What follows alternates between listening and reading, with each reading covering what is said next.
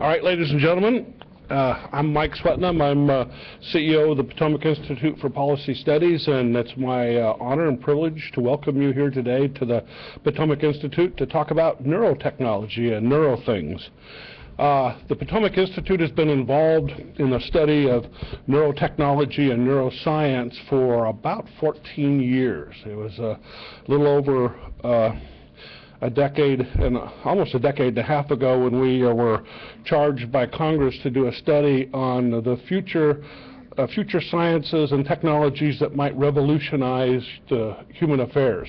That effort, called Out of the Box into the Future, came up with a list of things that we thought, after a couple of years of study, were going to really change the human race in ways like the printing press changed the human race, in ways like advanced transportation, like airplanes and trains, changed the human race. In fact, similar to the way that internet and digital technology was changing things back in the 90s and 2000s. And of course, today we know that digital technology and internet technology is still radically changing the way everything happens in the entire world, changing the way we think, live, do business, and all of it. So what's going to happen next? What are the next big technologies that are going to have that impact? And in 2000, the Potomac Institute's report delivered to Congress listed a handful of things, and most important, it noted that neurotechnology, the study of the brain and the use of the sciences of the brain, were already starting to have impacts on our society, and would quite likely have impacts at least as profound, if not more profound, than internet technology was having today. 14 years later, that's clearly still the case. Internet technology is continuing to impact the human race, but neurotechnology is starting to catch hold in more ways than a lot of people even realize. People don't realize that there are actual neurotechnology products out there today, far beyond prostheses and simple devices to measure action inside the brain today, that there's in fact game interfaces happening out there. Things developing that will radically change the way we live and work. And the impact of these technologies is far beyond just medical and what the medical impacts of this technology would be. So 14 years after we did a major report for Congress that identified neurotechnology as one of the biggest things that could possibly happen to the human race in the next 100 years, it's important to note that as it is still happening, it's beginning to happen, we're starting to see effects of it. We don't have a major neurotechnology investment in the United States government to bring this about, to help it happen yet. We've had major investments in the past that created everything from manufacturing technology that helped bring about the Industrial Revolution, investments in things called the NACA and NASA, which helped bring about the airlines industry that you see today, massive investment in microelectronics technology and things like Semitech that created the transistors and the integrated circuits that allow all of our computers to work today. Isn't it time we had a major investment in neuroscience and neurotechnology to help bring about the potential that this great science and technology has for the human race? And in fact, last year the President announced something called the Brain Initiative, which seeks to map the connections and the network inside the human brain. We here at the Potomac Institute were involved in a follow-on effort to the 2000 effort in 2006, 2007, sponsored by DARPA, to look at the things that you would invest in if you wanted to make neurotechnology happen sooner. A roadmap, if you will, an investment roadmap. That output is available to you. It's out. The printed version of it is out in front. A lot of you have picked it up. The Neurotechnology report.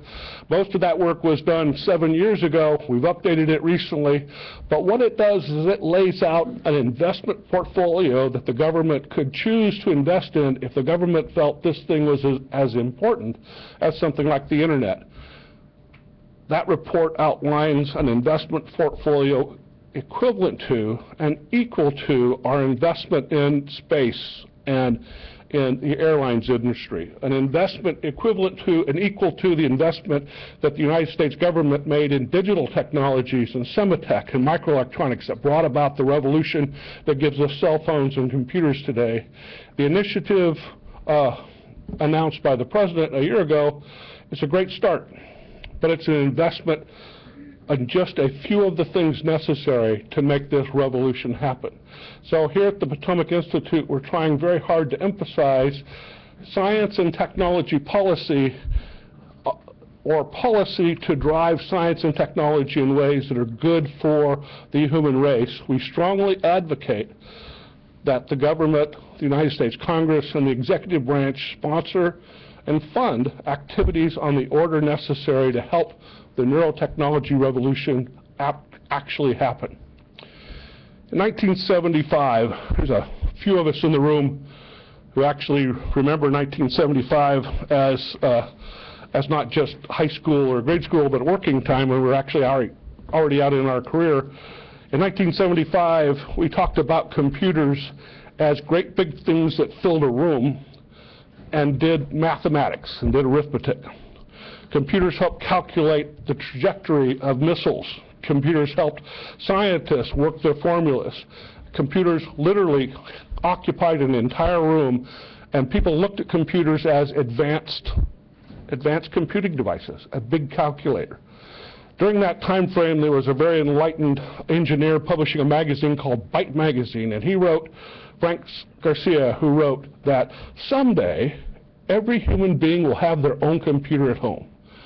And the world thought he was absolutely nuts to say that people not only would have their own computer, which, remember, back in those days occupied a whole room, but that they would have use for it. What would you do if you had your own computer? Be able to work your bills and pay your bills a little faster, be able to calculate how much interest you owed on this or that? What else would you do with a computer? Back in 1975, he wrote about how computers could learn to do much more than just add, subtract, and multiply.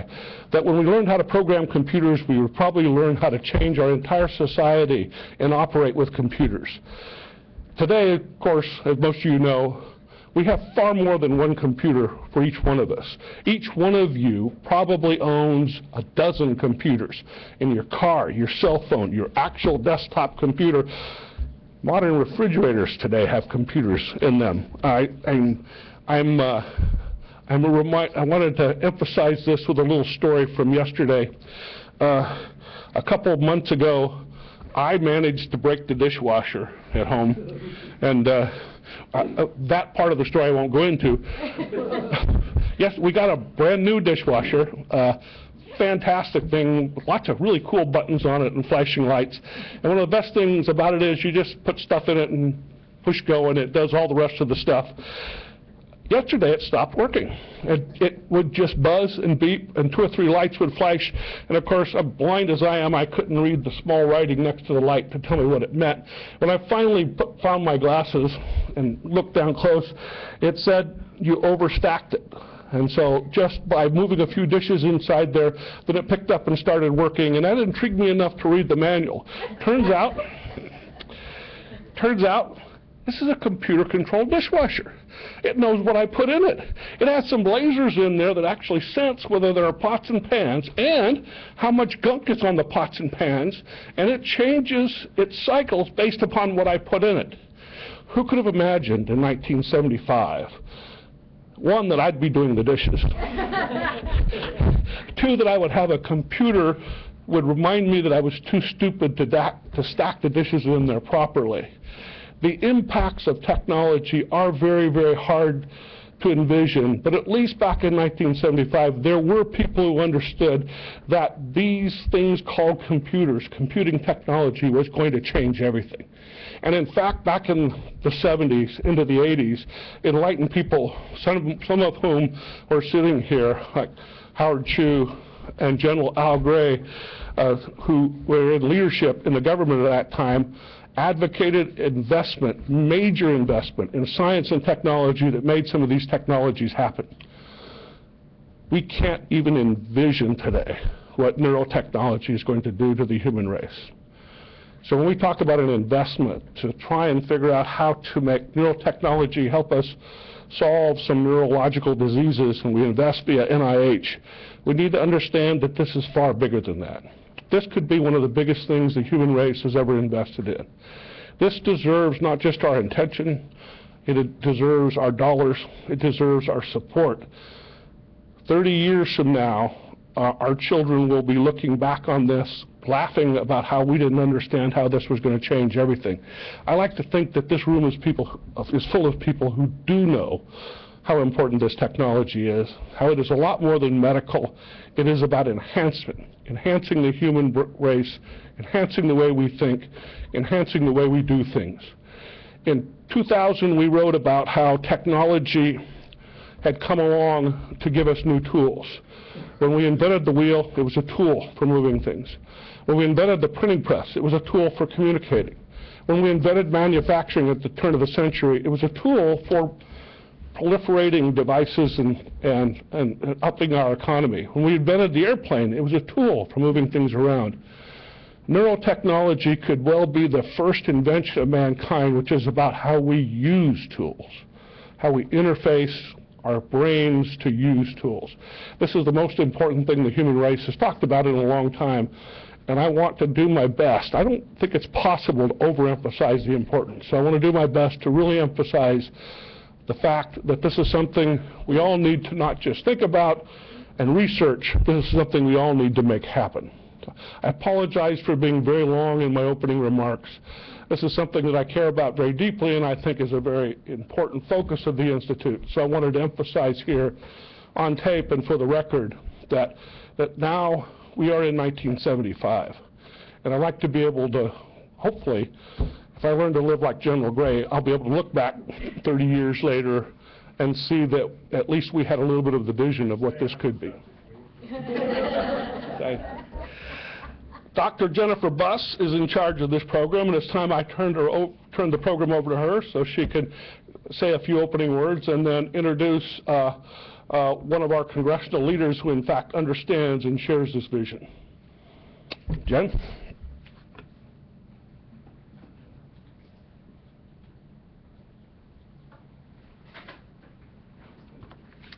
I want to thank you all for coming today. I have a few comments. Bathrooms are all the way down to the left. It's always a primary concern with this many people. Today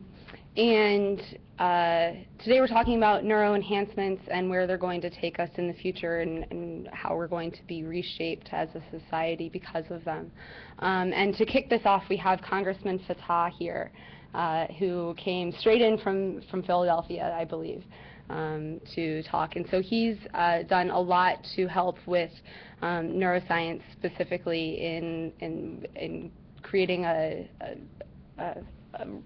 rush around in the White House with creating a working group on neuroscience and the Fatah Neuroscience Initiative, as well as being an integral part of the President's Brain Initiative, and helping with funding there. So I won't say too much else, and I will let him come and speak at the podium about that.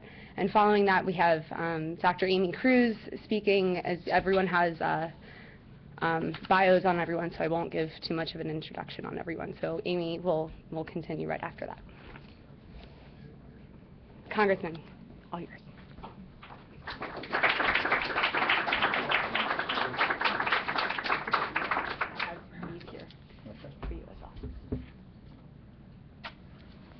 Well, good afternoon. Good afternoon. Good afternoon. All right. So let me say a couple things.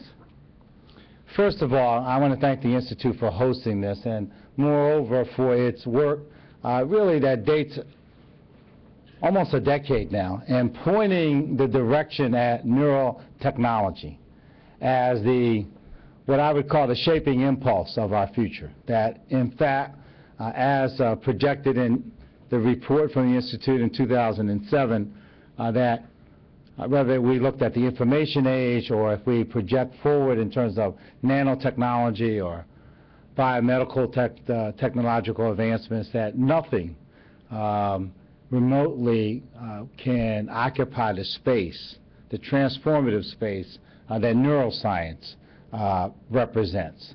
And I think that as I come to you today, looking at the work that has been done, and Dr. Rubin, who's here, has done an extraordinary job leading the interagency working group and developing the BRAIN initiative as articulated.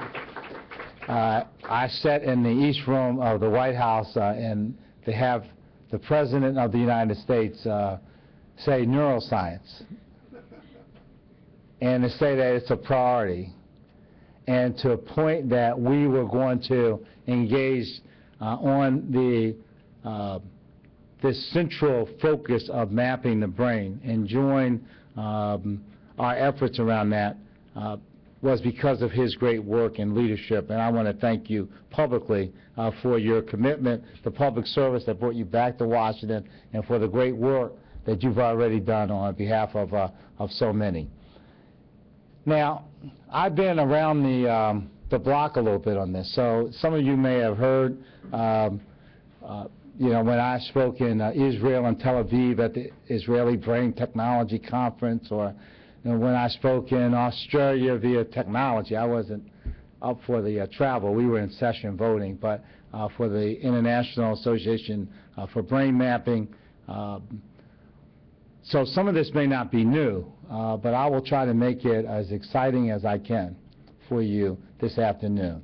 One is that I'm convinced that we're on the right path. That is to say that we now, through our efforts, have gotten the United States government focused on this issue, right? That we have, through the working group, we have a plan forward.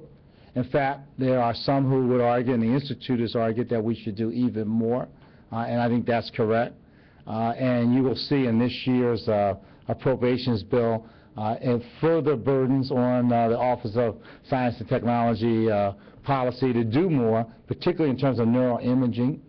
I think that as I visited Stanford and met with Dr. Newsom, thanked him for the great work that was done, I think it's clear that we have now a shared consensus that we first need to have you know, the basic elements of understanding of a map of the brain, how these neural circuits work.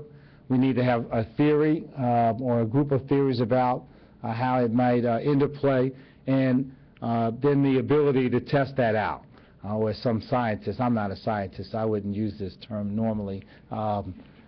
It just has a certain taste to it, but perturb.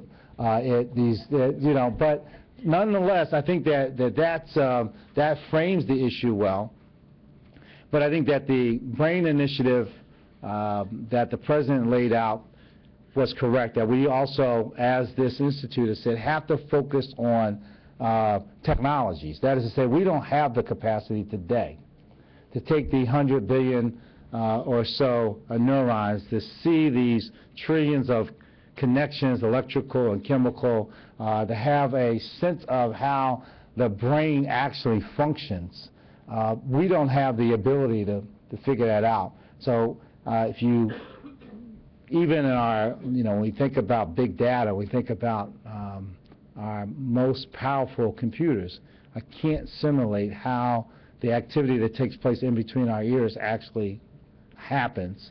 And whether it's Henry Markram or those on our side of the pond who are working on this issue, when we talk about mapping the brain and we talk about what progress might be in that regard, you can see how great a challenge this notion truly is.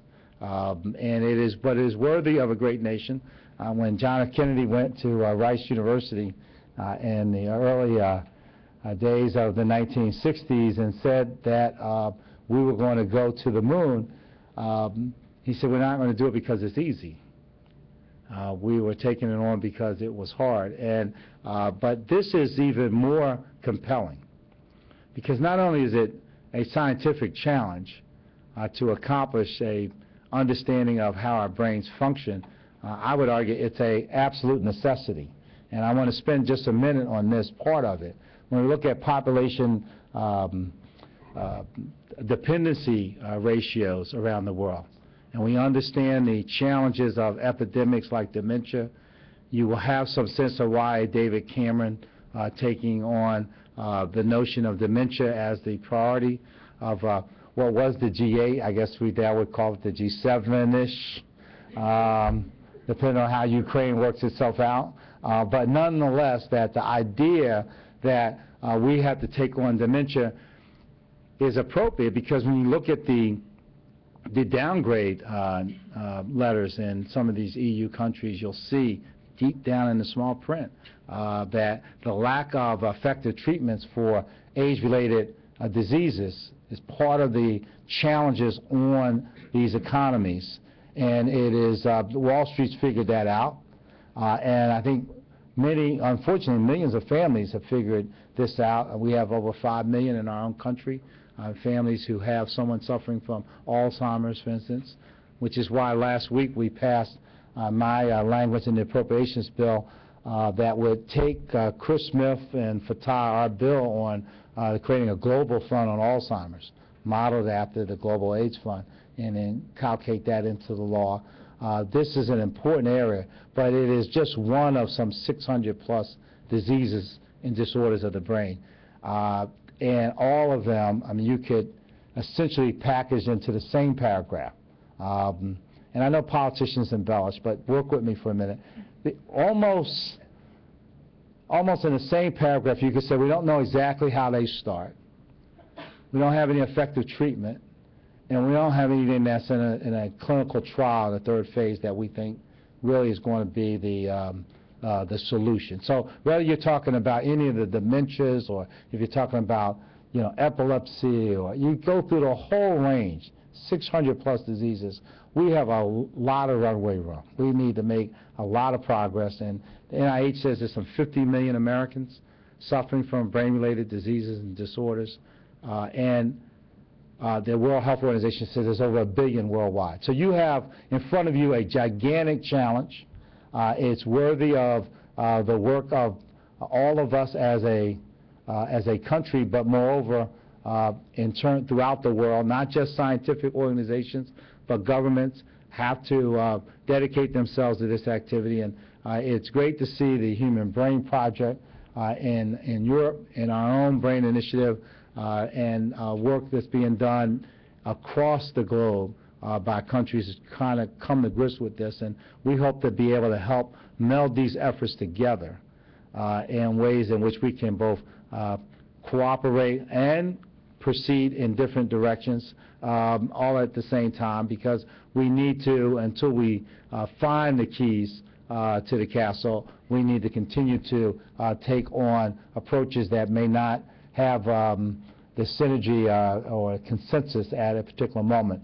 So I want to, as you get started, I wish you well in this activity. I'm not going to be here for the duration, but I have one of my, much brighter than me, one of my staff people here to be monitoring every word, and anything that we can plagiarize or use in the future, we will. And I want to thank you for having me.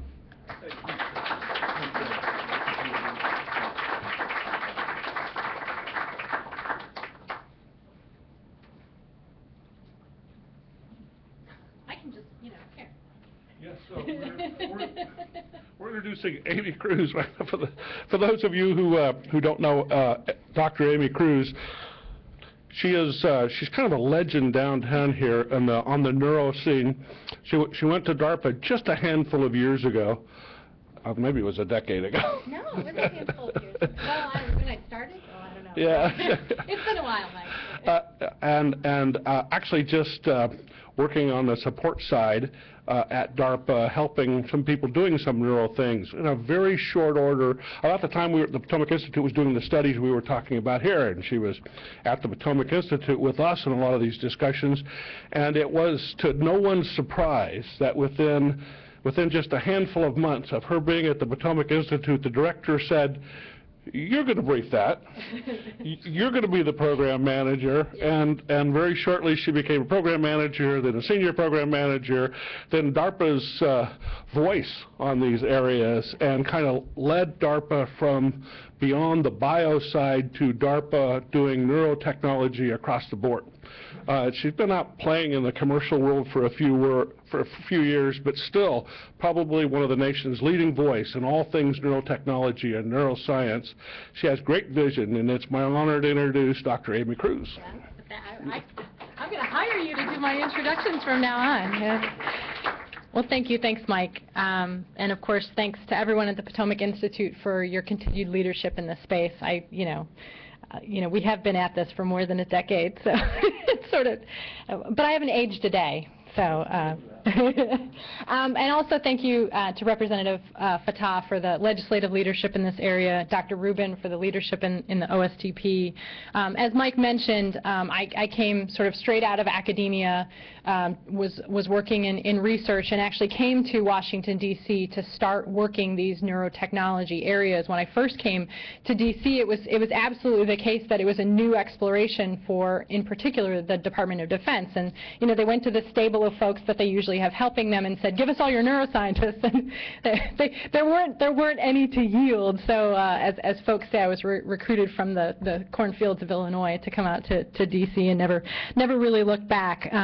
But while I was at DARPA, and I was at DARPA from 2005 to 2010, I had the great privilege to both serve as well as start 7 programs in the neuroscience space, many of them related to human performance, which is actually, I think, part of what the enhancement theme is about, and also about where I think we as a sort of a larger collective can sort of rally around, not just the medical piece, what I call the medical piece, I call it sort of restoration and repair, and I think there's a whole other aspect of the continuum that's actually looking at performance that's vitally important both for the military as well as our nation.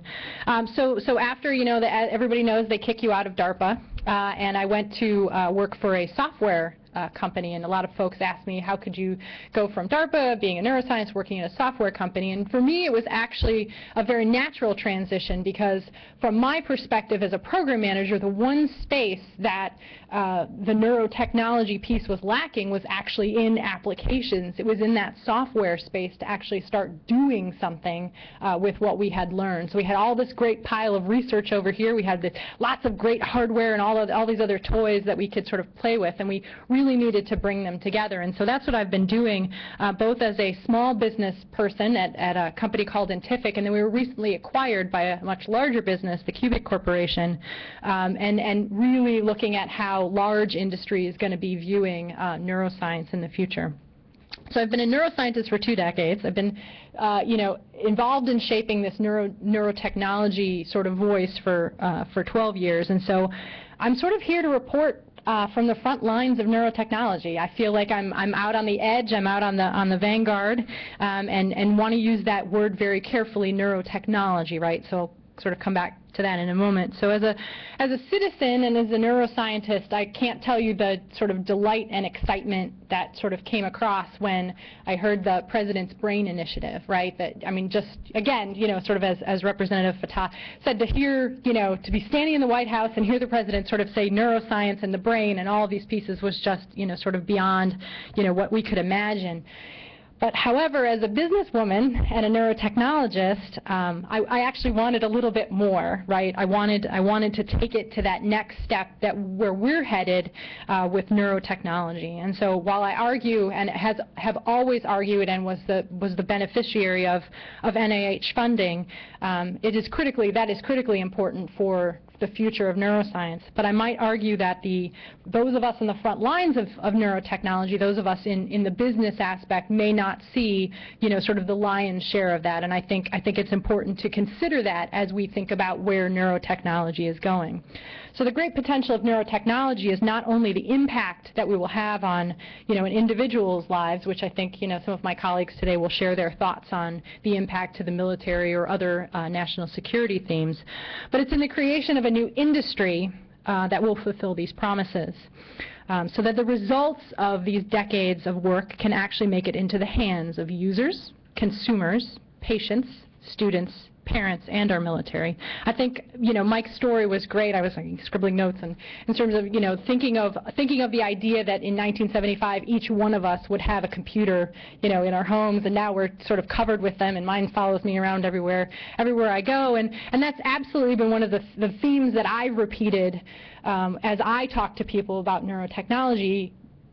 We will know about our brains, we as individuals, not just studies, not just published papers, not just the things that are going to come from that collective research, but we individually will know something about our brains. And I liken this, I coined a term when I was at DARPA, sort of applied neuroscience or operational neuroscience, and taking that research out of the lab and into the field and the home and the office and all the other places that we think it's going to be.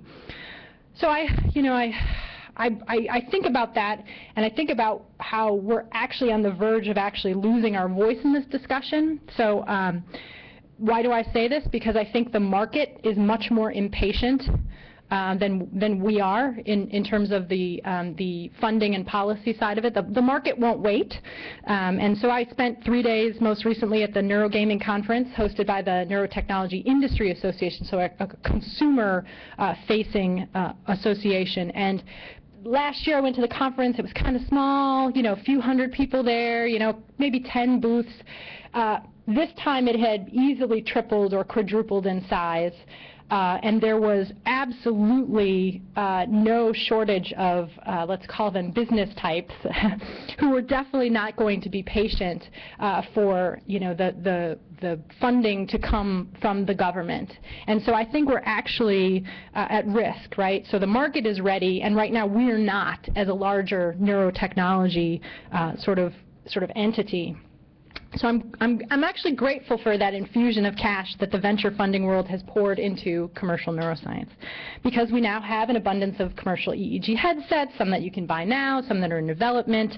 However, unfortunately, the venture folks and the folks who are funding those care about selling headsets. They don't actually care about the technologies or the benefit that those will bring to us. And so, like my transition out of DARPA into the software space, to me, we need to build up that middle space, right? The space between these purely entertainment and commercial applications that we're seeing in the marketplace now and the basic science research. We need the applications, right? And so we in the neurotechnology space must set the agenda for this type of rigor and validation that we would like to see in these applications. And I think we will, probably get into something of a discussion today, and I have some questions for my colleagues, right?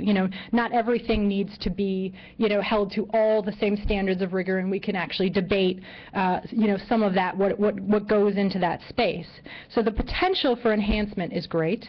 The appetite for enhancement is great, but the existence of trusted providers of these enhancements is lacking. So where do these providers come from? They come from small businesses and big businesses that have received NSF or DARPA-type funding, right? We create these. We create these from the industry itself. They don't, magically, they're not going to be the medical device industries. They're not going to be the folks in the medical space who are going to come up with these. So we would not have the next generation prosthetic arm without DARPA funding.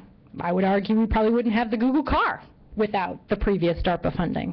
And so it is the role of these types of organizations and some military research and development organizations to take the technical and scientific risk off the table so that new products and industries can be created. So let's look specifically at enhancement, because we're going to sort of the theme of the talk today. I call it a sort of an off-label activity. So you have a lot of do-it-yourselfers, right? You have a lot of quantified selfers, and you have a lot of desperate parents. That's what I would say the enhancement, maybe some gamers too, right? So but I put them in the do-it-yourselfers, right? So that's sort of our market space right now for enhancement. And I would argue that it would be better if neurotechnology enhancements were more like something you could buy at CVS or Walgreens than you could buy at GNC, right? And that's, I think, what we're in danger of the space going. I think we're in great danger of the space going into this sort of off-label, kind of total, not really knowing about the validation of it, where I would much rather be in a space that may not be as rigorously tested as a $5 billion pharmaceutical, but does have some rigor in it. And again, if we don't act, I think it will be the domain of the latter, right, the GNC world, and not the former. And frankly, it's not that hard. So I'm going to give one example from my own work at DARPA, and this is in the Accelerated Learning Program. So the Accelerated Learning Program asked two questions, very simple questions. Do the brains of experts exhibit evidence of their expertise? And can you take what you know about those experts and the brains of those experts and change the learning trajectory of a novice? And so we did this for a variety of different tasks, but one of the most successful was actually marksmanship. Expert marksmanship. So it turns out that an expert marksman has a brain state that they enter before they take this sort of perfect shot, right? They have these beautiful shot groupings. It turns out that they have very measurable brain signals, alpha activity, power of alpha over their temporal electrodes if you're measuring it with a very simple EEG headset, as well as a little theta burst just before they, sort of squeeze the trigger and take the shot. And it is very repeatable, right? They're essentially, everybody has heard the word zone, kind of getting yourself into the zone. This is sort of that focus concentration that you see. You also see it in archery, putting, a variety of different things, right? So, okay, these are observable, measurable, recordable, algorithmable, right? We can do this. So the second question, right, to that is, okay, so I know this thing about experts. Is it possible that I can teach a novice to sort of enter or create this brain state and actually improve their performance? And the answer was yes. Before even taking any of these novices out on the firing range, we were able to do a very simple neurofeedback training to get them to sort of create this expert brain state, and their shot group performance increased by over 100% just from this type of brain training. Now, it's, again, a very simple example, but I like to think of it as a multi-million-dollar, DARPA investment, right, which was very important to us at the time, this accelerated learning, that's ready to be turned into a product. We're in the process of turning it into a product right now, right? It's got rigor, it's got data, it's got evidence, and it's ready to go into the marketplace. For me, this is a very sharp example of neurotechnology. But when we look for signals of interest, if I ask the same question about many other tasks that we care about in sort of our everyday lives, the signals are there. They're findable, right? This is the essence of applied neuroscience. We can do this across the whole space. We don't necessarily need to know all the connections in the brain or all the we don't have to know the end state before we can actually start building technologies and applications that we collectively, a big community of people, can use. So no one's going to find them without funding, and so the research that needs to happen in this space, again, this sort of applied research, is too expensive for a small business to take on. And I think most of the venture funding will go into gadgets, not the proof of their utility. So as we hear about this great promise of neurotechnology, and in particular the promise of enhancement, let us do that in the context, as Mike has said, of creating the National Neurotechnology Initiative.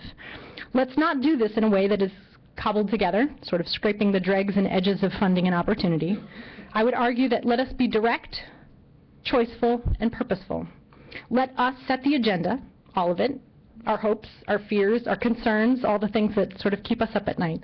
But I would argue that if we take a leadership position in this space, we will be able to fully realize the promise and power of neurotechnologies, both for ourselves and for future generations. So thank you. I look forward to the further discussion.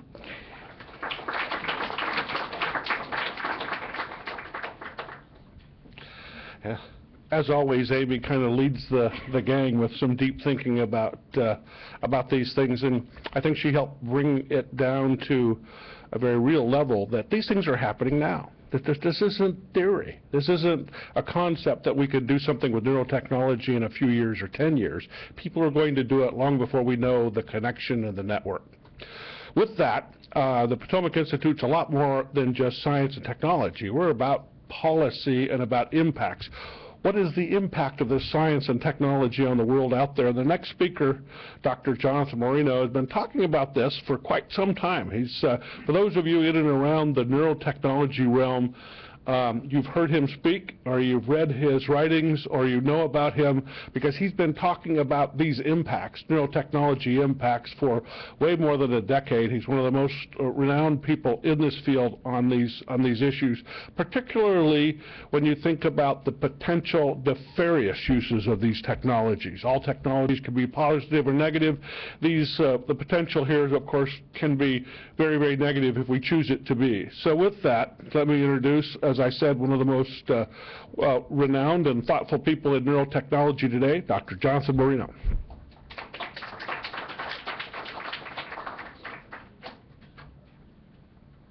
I may be renowned and thoughtful, highly doubtful, but I do still need to be hooked up.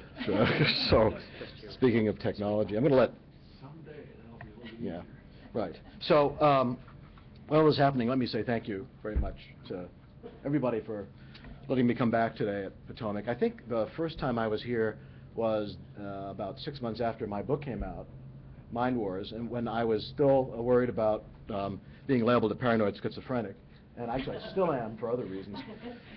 That's not said completely in jest, because there were aspects of Mind Wars that did make people wonder why a philosopher and historian would be writing at length about people who worried about that their brains were being tracked by the CIA. And those people turn out to be big fans of mine, even though what I discovered in the course of selling this book is that they don't buy books. They do show up at meetings and want to talk to me. Now I have a little audio, so I'm going to plug that part in as well. So I am a philosopher and neuroscientist, and that's a Freudian slip. I wish I was a neuroscientist. I'm a philosopher and historian. I'm not a scientist. I'm not a neuroscientist. I'm not a physician.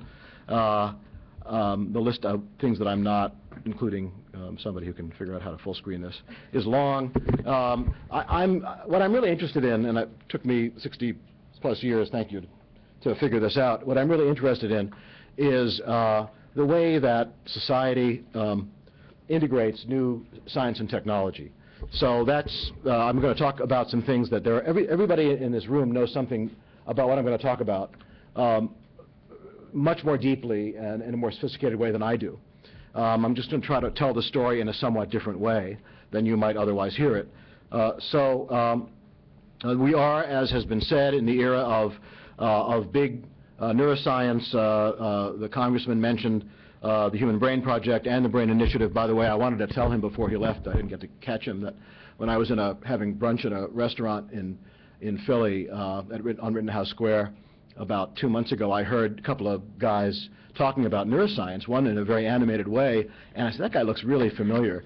And it was the congressman, so I didn't think I should go up to him and say, gee, thanks for talking about neuroscience. Might freak him out. But obviously we're all very grateful for what he's done. And I can tell you, hearing him speak off the cuff about it to somebody at breakfast, he brings the same enthusiasm. So we are in the era of big neuroscience. We had the era of big physics, and with the Manhattan Project and the Genome Project, the era of big genetics. We're now in this new era. Because Phil Rubin is here, this slide is for him. This is the disclaimer. So Phil, you know, nothing is to be taken seriously. So the growth of neuroscience is something that I sometimes have to explain to people. You can do it based on tracking it. The metrics could be the number of papers published, the people who attend the Society for Neuroscience, which sounds like a pretty esoteric organization. It used to be that in the academic world, anything that was a society was, before the Second World War especially, was a small group. The Society for Neuroscience is now 40,000 people, plus those are just the registrants, and there are people like me who sneak in. At Penn, we have a neuroscience boot camp that's happening this summer. My friend and colleague Martha Farrow runs for judges and lawyers and journalists and so forth. There is, of course, an International Society for Neuroethics. I know you're familiar with that. There are about 200 or 300 of us. Thanks to Steve Hyman for helping us get started. There's just a lot of excitement, of course, in the academic world, especially for people who want to run labs and need money. Functional MRI is responsible for helping so many of my friends in neuroscience keep their jobs, keep their postdocs employed, have nice money for their hardware, get new PhD students. So thanks to fMRI for that.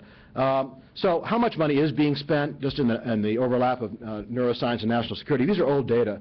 I wonder if Dr. Cruz or somebody else has some information that may be more recent than this. This comes from my colleague Margaret Kosal at Georgia Tech. Obviously, it's several years old. The Brain Initiative now an additional 50 million, I think. Is that right, Phil, in theory?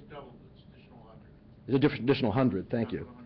Right, good, 100 to 200, good. So then this is just cognitive neuroscience. This is not the, say I learned something already. So this is not the connectomics, this is not the hard stuff, this is just cognitive neuroscience on the top, and then whatever it is that the connectomics people are doing associated with DARPA, 100 to 200 million. And this is the cover of my book. This is the paperback version. I hope you get the visual pun. This is supposed to be high concept. I did not come up with this. My wife thinks it looks like a maple syrup dispenser, but she's a lawyer, so she's not my target audience anyway. But these are some of the topics in the book. And I always like to start with the history because I love the history. And one of the reasons it's hard often in lay audiences to talk about this stuff seriously is because we do have this hangover of anxiety about brainwashing and mind control.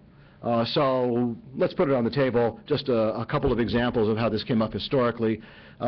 People in this room know that during the Korean War, Dulles and others were worried about why our people were signing false confessions and saying treasonous things. It seemed to them at a much higher rate than had been true in previous conflicts. And one concern was that a new drug, it was then called an ego suppressant, called LSD, which had been developed by a fellow named, accidentally, by a guy named Albert Hofmann at Novartis, a Swiss-German chemist, first in 1938, put it on the shelf, took it off again in 1943. Some of it must have gotten into his fingers somehow, maybe he had some cuts on his fingers. By the end of the day, Hofmann was feeling a little odd, and he asked a colleague in the lab to ride his bike home with him. And that was a very long bike ride, apparently, from the phenomenological point of view of Albert Hofmann. The first LSD trip was on a bicycle. Hofmann is a fascinating character, and there's not a biography of Hofmann, which I think there should be. He lived at the age of 101. He got close to Timothy Leary. He tripped hundreds of times. I'm not a physician, so I'm not prescribing it, but it did seem to be perhaps an enhancer for him. But this is a top secret, formerly top secret document. Many of you know this document. It's one of the few survivors of the CIA era of interest in ego suppressants, in particular LSD. It was signed by Sidney Gottlieb. This is a document that seems to escape the attention of the people in the agency who were sanitizing their files when they left. This is an accounting document indicating that in 1953, $39,500 would be used to work on LSD antagonists and so forth, signed by Gottlieb, who was, of course, many of you know, Gottlieb lived not far from here. And among Gottlieb's efforts, and this is the one that in a way, my favorite even more than LSD stuff, he tried to get a botulism-laced cigar to Fidel Castro. Everybody who's tried to kill Castro is dead. Just an observation. So this is the famous, infamous MKUltra project that you can read about on the web. There was a bioethics component to this that I'd like to point out to my colleagues in bioethics. If you take a bioethics course, you'll learn that the most important person in the history of American human research ethics was a Harvard professor named Henry Beecher. He wrote an expose in 1966 about 22 what he said were unethical human experiments in the published medical literature. This was a blockbuster article. It actually, in my view, had a much bigger influence on American research ethics, American medicine, American science than the Nuremberg Code did, because he was in the club, Dr. Beecher. He was also a CIA consultant from the late 40s. He used LSD as a control drug in his lab at Mass General in his anesthesiology research. And he had a very complicated relationship with, I already mentioned Timothy Leary, for years. He helped to get Leary thrown out of Harvard in '63, but he published his last paper in Leary's Journal of Psychedelic Studies in 1971. So always very interested in this topic. I'm going to show you a little video that I bet a lot of you already know. My 19-year-old undergraduates have seen this in their dorm rooms. It's been on YouTube for about 10 years. Some people are smiling, they've probably seen it. But it's sort of interesting to show the way that the military, particularly in this case the British, got interested in the effects of a hallucinogen on soldiers. I might need the audio for this. Do we get audio? Can we get audio on this? Okay, let's try it again. Drug was administered in a drink of water given at the start of each day's exercise.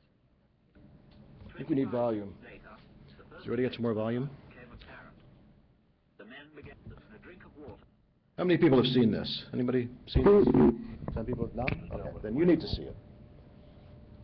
Try it. Okay. So this is actually a video that came out of was in the Imperial War College, Imperial War Museum, excuse me. It's part of a series about an exercise that was done in the early 60s at Porton Down. It was almost certainly a combined U.S.-UK activity. Gosh, I hope we don't have to do this for all the audio. We'll try it.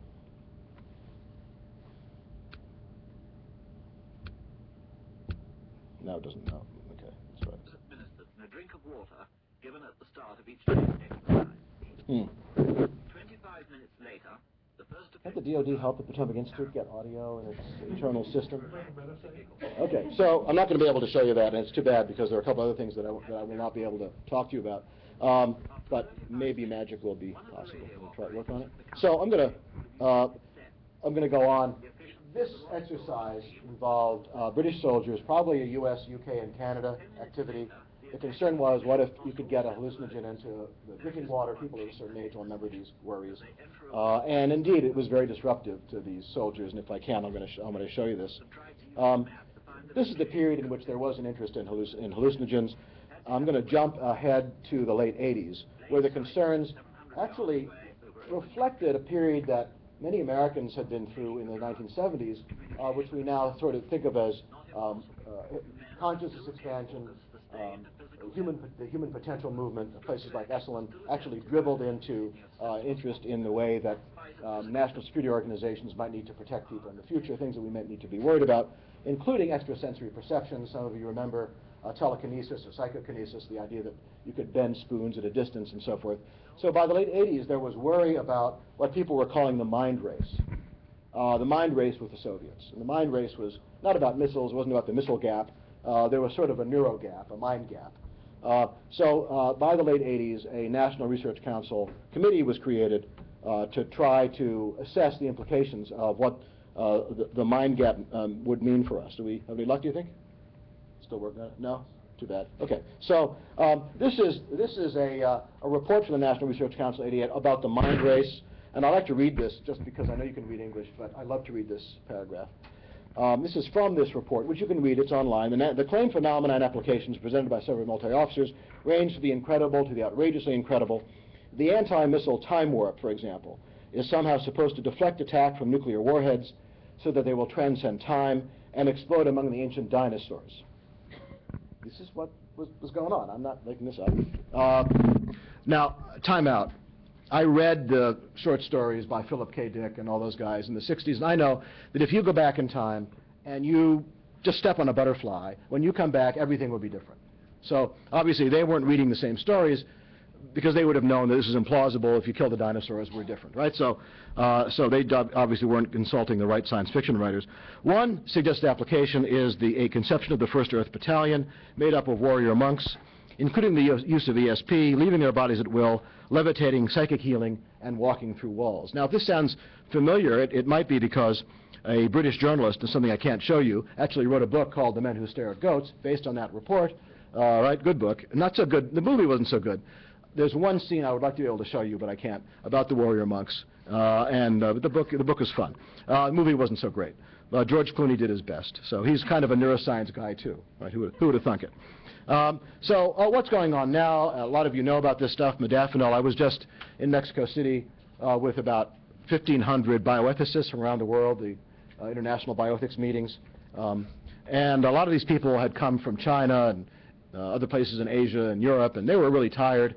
And as usual, they were falling asleep during my talk. And I recommended that they might want to get their docs to try to give them some Provigil. As one of my colleagues says, a neurologist at Penn, my prescription for people who are crossing time zones, my academic colleagues, going to give a talk in Beijing, leaving Philly, going to Beijing, coming right back, is when they modafinil when they get on the plane and Ambien when they get off the plane, so that they can have a nice nap before they give their talk. So We know that's being used as a supplement for speed. Keeping warfighters awake, of course, has been a concern with 3 or 4 hours of sleep a night in combat for a long time. The Prussians, as you may know, tried cocaine in the late 19th century with soldiers. Freud tried cocaine also. Everybody tried cocaine in the late 19th century. Didn't work so well. We kind of defaulted to caffeine and nicotine in the 20th century, and of course Adderall for some people, modafinil now, shown by the NIH apparently to keep you awake and alert for 60 to 80 hours if you are a responder. This always fascinates my first-year medical students who want to go out and buy it. And it is no question that there is going to be a kind of a gray market for modafinil. It's now off patent. In fact, the People's Liberation Army announced 2 years ago when they opened their museum in Beijing that they had made their own version of modafinil. So everybody wants to get into the act. So a lot of you know the talk about oxytocin, sometimes called the cuddle drug, because supposedly after an intimate encounter you're making a lot of oxytocin. I told my undergraduates that, and I point out that if you're male, you'd actually just go to sleep. But you are probably still making oxytocin. And we'll be making oxytocin during our networking session later today, presumably, if we're having a nice time with each other, but not perhaps going that far. Paul Zak, a Claremont graduate school economist, was curious about this in the early 2000s. You know, could you give people oxytocin and make them more cooperative in the kind of gaming situations that he liked to put people in when he was doing his empirical economics? And so he had trouble getting the FDA to approve this nasal spray device. He went to Switzerland, they approved it. He started giving people oxytocin through the nasal route, and then he put them in competitive situations, and he found, and colleagues in Switzerland have found, published papers, that people are more cooperative when you give them a good bolus of oxytocin before they're put in a gaming situation, before they're put in a competitive situation. This very quickly raised the question whether you could use this stuff in interrogation, so that you give somebody some oxytocin, and then the next person who comes in the room is the good cop. Probably a violation of the Chemical Weapons Convention, in my opinion, if you were to do that. But then again, I guess it depends on whether somebody's fighting under a flag or not. I'm not a lawyer, so you guys can wrestle about that. But there's some question of whether this would actually work. People who prescribed beta blockers to their patients with heart disease noticed that they had a kind of low leveling of affect, raised the question whether you could give beta blockers prophylactically before somebody goes into a combat situation, for example, to try to prophylax against post-traumatic stress disorder. I was on a panel, I think it's about 5 years ago now at NIH, with Pittman from Harvard, who did the original work on this in the 90s. He was, I think, he was somewhat skeptical that this would actually work, but he did say at that time that he thought something would come along that would do this, which raises the interesting ethical question: would you want to have a generation of guilt-free soldiers coming back, perhaps remembering an incident but not feeling shame or guilt, but it would mean that they would prevent a lifetime of a terrible disease? So going to the devices, a lot of you know this stuff. This is one of my favorite oxymorons, the brain fingerprinter. This company has apparently sold a number of these to the FBI. This is something that supposedly a signal we give off before we think we recognize something. The problem is we only think we recognize it. I'll come back to that a little bit later on. So I'm not sure that this kind of neuroscience lie detection has advanced very far as yet. In fact, I would say it hasn't. But there are interesting things going on. I think you're going to hear more about transcranial direct current stimulation and TMS later on from Dr. Jonas, but I just want to say, or some other modes of neurostimulation, but I do want to point out that there's an article every week that's relevant to this conversation. So most of us are not, would not be surprised to know that now, because we're pretty much expert in this room, that you can actually recreate a facial image, but this is evidence you can recreate a facial image from evoked brain activities, just published last March. This is I'm sure a lot of you have seen Jack Gallant's work. So this is from functional MRI, and this kind of fuzzy image that he's able to reconstruct on the right. Because it's a movie, I think many of us are especially fascinated by it. You can see that it's pretty vague now, pretty obscure, but Gallant is continuing to work on this with a library of far more images than he has so far. If you hear Jack talk about this, he will say, I am actually scared about what I can do with this system. I would like to play for you the reconstruction of the way of words sound once certain neural pathways are stimulated, a reconstruction of audio experience from the stimulation of certain pathways. I can't. I'll be happy to share the audio file via email if you want. But essentially, these are people who have open brain surgery. They've given informed consent to have some other electrodes placed. They hear a word, and then there are two different ways in which this group has been able, at Berkeley also, has been able to reconstruct the way that the word sounds based on what systems are stimulated by hearing the word. Pretty powerful. So now there are two dimensions of our sensory apparatus for which there can be some kind of very sophisticated laboratory-based reconstruction. You know about the brain-brain interface. No, not a very high-tech, but nonetheless kind of, this kind of thing gets headlines. So the setup was a few months ago at the University of Seattle. There's a guy on the left, on one end of the campus, who's got an EEG device on his head. He's thinking about moving a finger to try to strike a target on a monitor in a video game in front of him. The message gets sent over the internet to a receiver on the other side of campus, and using TDCS, he spontaneously moves his finger at the appropriate time. It's not the Vulcan mind meld, and it's not all that sophisticated, but it's provocative, and it raises interesting questions. DARPA-based project, as you probably know, DARPA-sponsored project called the Robo-Rat. Again, I'm not going to be able to. Well, I can show it to you without the cool music and the narration. This was a project that was done. You probably remember this about 10 years ago at my former medical school, which is downstate in Brooklyn. This is a typical scene in a hospital hallway in Brooklyn. Here it comes. Yeah, you see this all the time. So, but unlike many of the rodents we used to see in Brooklyn, this one is actually being controlled by a few electrodes in his brain. A grad student pushing some buttons can make the rat pretty much go in any direction that the investigator wants, can make it climb up a ladder, which rats don't usually like to do, and clamber on a narrow ledge.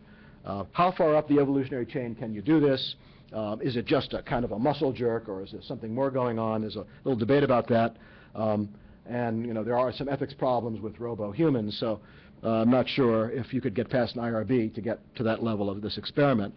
I have a feeling that I'm horning in on some of Dr. Jonas's territory here, but I have to show you this cartoon and a couple of more slides about external neuromodulation. So this is I think an old New Yorker cartoon. We found by applying just the tiniest bit of electric shock that test scores have soared. And this, of course, is no longer a joke, right? So we've got TMS and TDCS. Actually, the DIYers were mentioned a couple of minutes ago, and there are a lot of blogs in which people are reporting that they get better at Sudoku and they give themselves a little zap. Nobody knows what the long-term implications are. You can also prime memory. This is a study, again, that was done just a few months ago, published in March. So essentially, people saw this bush up here on the left, and then they were primed to think that that bush over on the right, the top one, was the bush that they had seen. So you can change people's recollection using these kinds of techniques. I wanted to show you an ad by a company, Fisher Wallace. I don't get any money from them. That is selling these machines for indications like insomnia. And you can just go on the web and read they're blog-like, video blog-like ads by a young woman who claims that she's sleeping a lot better when she's zapping herself a couple of days a week, a couple of times a day with the Fisher Wallace, and I'm sure you'll hear more about that. Optogenetics is the most exciting laboratory technology. Again, people in the room know a lot more about this than I do. It's been around for at least a dozen years, and the setup is a very simple one. A light-sensitive protein, one of the opsins, gets into the brain, and investigators are able to push this protein around, and they're also able to follow where it's going. This is tremendously exciting stuff. And I'll just show you one example of how this is being used. Unfortunately, there's no audio required on this, to make a mouse who isn't very hungry. Though this is the light-on condition, where he's being made ravenous.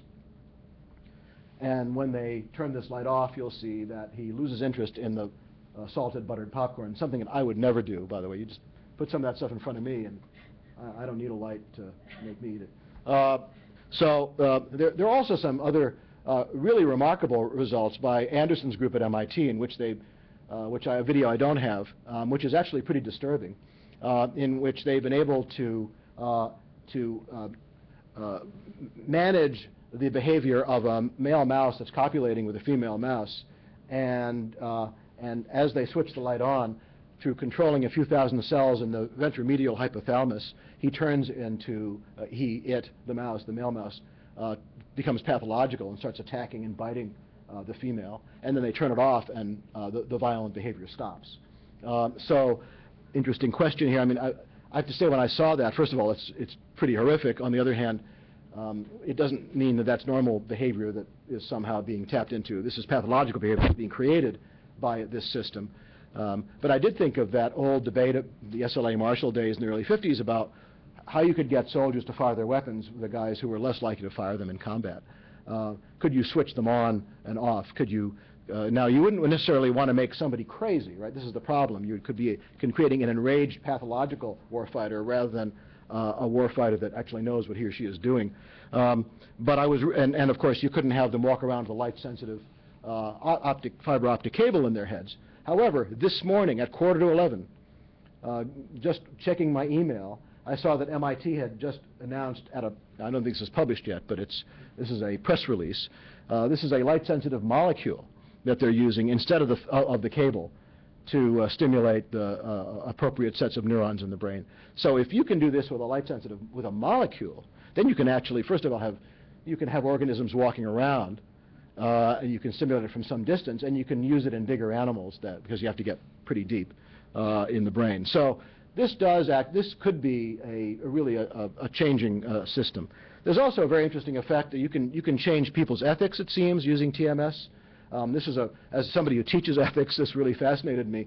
We have this debate in ethics between the duty-based oriented philosophers, the deontologists, as against the utilitarians. Well, it turns out that if you take a group of right-handed male undergraduates at MIT, and you can turn them from deontologists into utilitarians. So this is a group of guys, there's a big story here, but basically they took these young men, they told them a story about their girlfriend who was about to walk across a dangerous bridge. They asked them, well, would you warn them? Of course, I would say, don't do that. Why would you do that? Well, because I care about her, we have a special relationship, it's my duty. And then they gave them a little transcranial stimulation, and then within a few minutes, they were unable to reason from their duties to their girlfriend. They can only reason the utilitarian way. Well, let her cross, and if nothing happens, it's fine. So this is a way of no longer we don't have to publish these big tomes about ethics anymore. We just do a little transcranial stimulation. We can change things around. It's not only the Americans, of course, who are interested in these things. The Royal Society published a report last year about neuroscience and security. The Nuffield Bioethics Council in the UK also published a report last year, a chapter on enhancement and the military.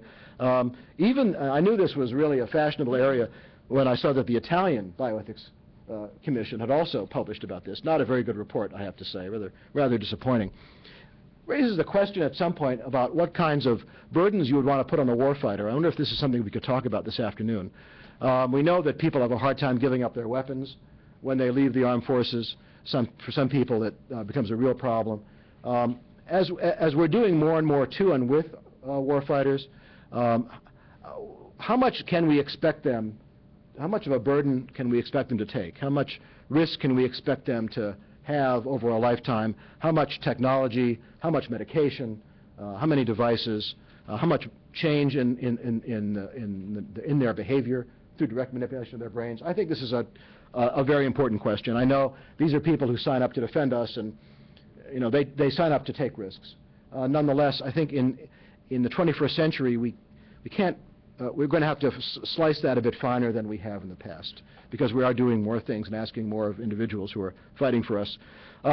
Briefly, you probably know that there have been some reports out of the National Academies, National Research Council. This is one I was part of in 2008. This I thought was really interesting, but the client was the DIA, because I had just published Mind Wars, and again I thought nobody in any establishment would take me seriously. Turns out the DIA got it. At the same time, roughly the same time, Army Opportunities in Neuroscience, a lot of work here cited on EEG, in helmet, in vehicle. I don't think any of this has been done unless I'm mistaken. We're already so much depleted material coming back just in terms of trucks and tanks from 10 years of warfare in the desert. But this, at the time, was considered to be on-the-shelf technology. Someday, I presume, it will come off the shelf and be used in the military. This is a pretty stupid project. This is a handheld lie detector. I find this interesting just because the technology has changed so much. This handheld lie detector, the so-called PCAST device, actually turns out to be only as accurate as the traditional lie detector about 70% of the time. Yet, when I was on this workshop committee, a fellow who trains people, soldiers, to how to use this device in Baghdad said that it was being used to screen locals for work in the green zone, which I think we should find distressing. It has 3 lights on it. You want to guess what those lights are? Green, yellow, and red. Exactly right. Yes. So much for that. I'd urge you, if you're interested in following about this, this is a recent report that we just did for DARPA. The National Research Council is on this committee on sort of ethical, legal, and social implications of new technologies, one of which is neuroscience. So there's a library of reports, not only yours, but the British report, the Swiss one the Italian one that I mentioned. Other countries are doing this. There's a library of reports now, such that in the fall, when I teach bioethics national security at Penn, I have way too much for my students to read.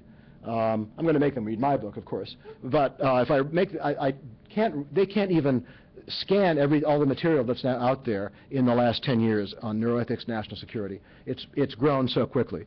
I want to make one last comment, if I may. The interaction sort of between cyber, the internet, and neuroscience is one that we really need to pay attention to. There's a big controversy in some quarters about lethal autonomous weapons. This is weapon systems that can basically decide to fire themselves. One problem is facial recognition. This study shows that actually there seems to be an algorithm that recognizes faces better than you and I do. Not by much, but by a little. And obviously in combat that can mean a lot. These are some of the ethical challenges that this is not an ethics talk that I just gave you, right? But people do expect that I ask some ethical questions. There is international law, which is of much more interest to people when I go to Europe than seems to be here. But there is international law that might govern some of these questions. Should there be new ethical principles?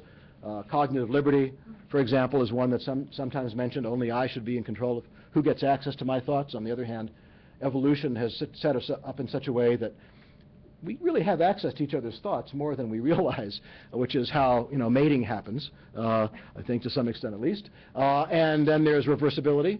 If somebody does something to my brain in an experimental situation or in the field, should it be reversible before they do it?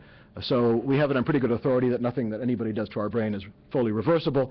William James told us that in his Principles of Psychology in 1890. So we have some problems in trying to implement and develop new ethical principles. I'm going to stop with my thank you slide. I wish that I had been able to play some of my cool audio for you. But nonetheless, I very much appreciate being invited to come back and look forward to the discussion. Thanks.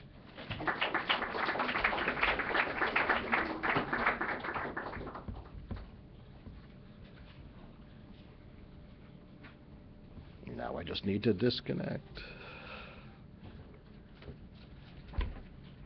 This is pretty tight.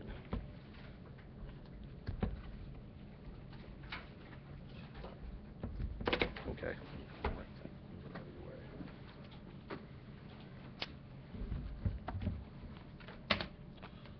Thank you.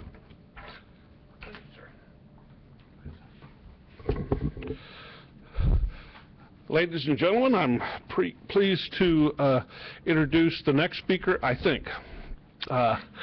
Dr. Jerry Yonis has been associated with the Potomac Institute for a long time, since near our beginning. For those of you who don't know Jerry, he's done just a little bit of everything in his life, and he was the guy that Jonathan was referring to on the slide when he talked about the SDI guys wanting to beam our missiles back to the Stone Age and blow up dinosaurs. Dr. Yonis was actually President Reagan's program manager for the Strategic Offense Initiative, and was in charge of trying to figure out how to deflect missiles. And lo and behold, he was trying to do it with neurotechnology, and we just never knew. So, no, you don't get to get up yet. Jerry Jonas is an electrical engineer who worked for many, many, many years in the nuclear complex, and most importantly for the Sandia National Laboratory. And for those of you who aren't familiar with the way the nuclear complex is put together, a couple laboratories, Los Alamos and Sandia, design these things.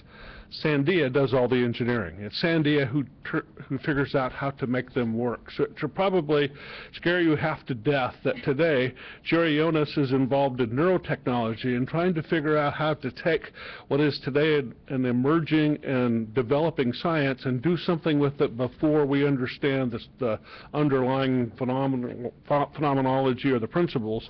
And he's actually, I think, probably being as successful at this as we were during the Manhattan Project when we made things go boom. Hopefully he won't be making our brains go boom anytime soon, but he is, I think you'll find, one of the biggest and broadest thinkers that this country has ever put together.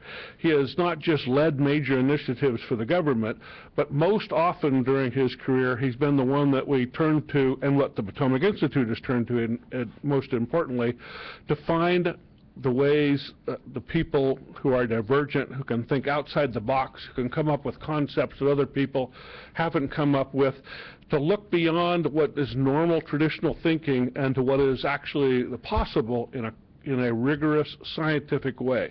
He's done that throughout his career.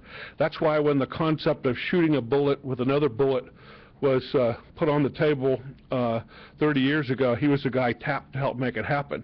I really think that we either ought to be really excited that he's involved in neurotechnology or scared half to death. And with that, I introduce to you probably the biggest thinker I know in the country, Dr. Jerry Jonas.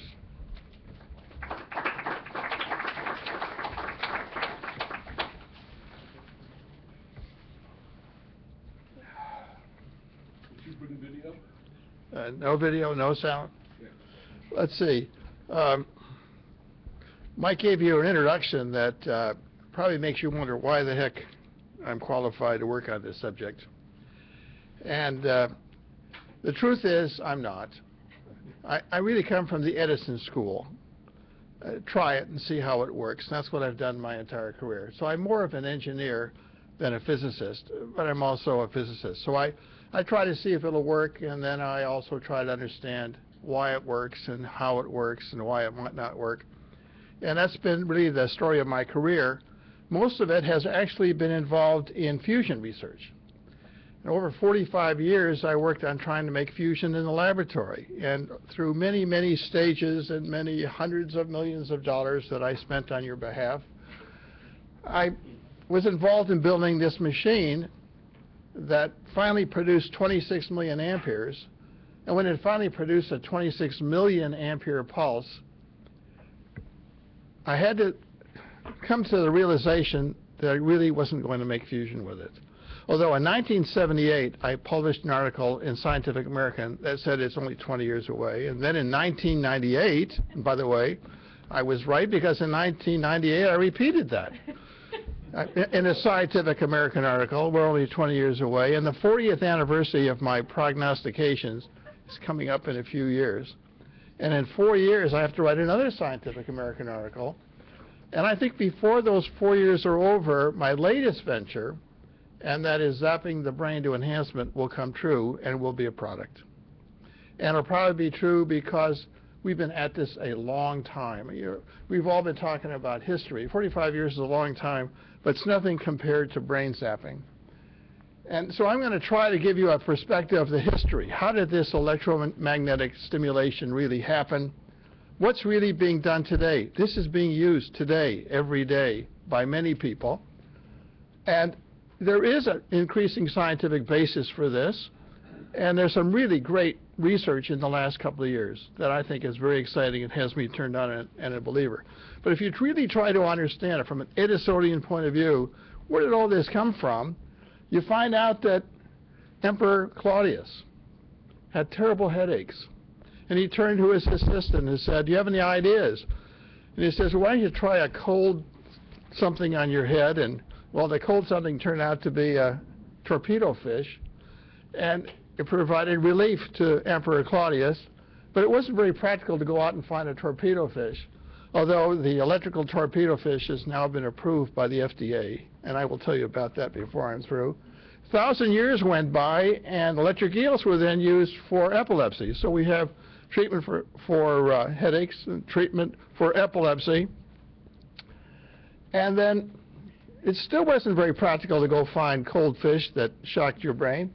But then Galvani invented the battery about 200 years ago. And again, people then picked up on the use of a galvanic cell. But this time what they were really trying to do was to deal with depression. So headaches, epilepsy, depression, using electrical stimulation, very much in vogue today. But it's come a long way in the last 200 years. I'll give you a feeling for what's really happened. Well, we probably all know about what's called electric convulsive therapy, ECT. You probably saw this movie in the 70s with Jack Nicholson, and it really gave a very bad impression of electric convulsive therapy. Although for depression, this is the working approach. It's really poorly understood, but it's saved many, many lives. And I've talked to people with relatives who have relatives of people who are severely depressed, and this worked for them. And it's 1,000 volts per meter. Now, it's done with anesthesia and a muscle relaxant. It's not painful, and it does work. It does have some undesirable consequences, particularly memory loss, but it's still a very successful treatment. I wouldn't reject it for somebody who has serious depression, but what's really exciting is what's happened most recently in the last, we'll say, 20 years. Transcranial magnetic stimulation, which is a pulsed magnetic field creating an electric field inside the brain, has been used successfully for treating depression. In fact, my friend, the psychiatrist, I know it sounds like I do have a friend who's a psychiatrist, uses this in Albuquerque, and he recently told me that a soldier from Denver came down and said, "Doc, if you can't help me, I'm going to kill myself." I said, "Well, how did it work?" He said, "Well, the guy's still alive." Because people who are severely depressed try drugs. A lot of people don't want to try ECT, but TMS, produced by a company called Neurostar, FDA approved, is used frequently, and it has a lot of success. Now, I showed you ECT. I'm trying to give you numbers easy to remember. ECT is 1,000 volts per meter, kilovolt across 1 meter, all right? TMS creates an electric field that's 10 volts across a meter. And it does excite neurons. The way you test this is you fire it on the motor cortex and your thumb moves. It's painless. You don't make your thumb move, the subject makes the thumb move, so it's exciting neurons. What I'm really interested in is not 10 volts per meter, but TDCS, transcranial direct current stimulation, and transcranial AC stimulation. That's 1 volt per meter. 1 millivolt per millimeter, 1 nanovolt per nanometer. You say, how could that possibly do anything? Well, it does do something to the brain. In fact, it's so easy to do, and it's been accepted widely. By the way, do you hear that buzzing noise, or is it just me? It has become so popular, it's now the craze of the do-it-yourselfers. They go out to the Radio Shack and get themselves a 9-volt battery and put on the electrodes and stimulate the brain with DC. Now, DC and AC. Remember, there's Edison and Tesla. Edison was DC. Tesla was AC. Tesla never got credit, but he was right. And I'm a Tesla fan. I don't drive a Tesla, but I'm a Tesla fan. And I think the way to go with electrical brain stimulation is AC stimulation, and I'm going to explain why I think that's the way to go. Now, TMS, it's used all the time. It's FDA approved. It really does a lot of work in stimulating the brain. It's localized. It stimulates the left frontal cortex, 10 pulses per second for about 20 minutes. Patient comes back the next day, 10 pulses per second for 20 minutes. It does induce motion. It does cause electric potentials. And most recently, it's been used on the back of the head for migraines. I just think that's funny because that's where it started. And the most recent publication is, instead of doing it 20 minutes every day for a few weeks, it's used 3 times a day for 3 days. Most recent publication, the last couple of months, has reduced severe depression markedly. So I think it's a tremendous breakthrough in electrical stimulation. But that gadget, that electric stimulator using a pulse magnetic field, costs many tens of thousands of dollars. You've got to go to the psychiatrist. It's not painful. It does seem to work. But it certainly would be a lot better if there was an easier way to do it.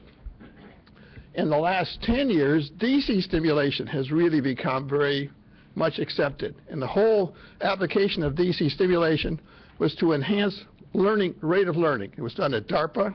Amy knows about it in the so-called AUGCOG program. And then it was done at the Air Force Research Lab in training the operators of the UAVs to find a target hidden in the foliage. And the DARPA results were not so good, but the Air Force has claimed a lot better results with DC stimulation. Makes you wonder what's the difference about the work that DARPA did with graduate students and the Air Force on soldiers. Think about that. Now, another technique that's been used recently is to calculate using Maxwell's equations, where does the current go? So this shows a calculation. MIT has done a lot of these calculations, which you put an electrode here and an electrode here, and you calculate what part of the brain is excited and what's the electric field, volts per meter, with a certain electrode, and that has opened up a lot better understanding of what are you doing, where is the current going, and what is it doing. And this is done with DC, transient DC, on and off, like that bustling noise, and random noise stimulation.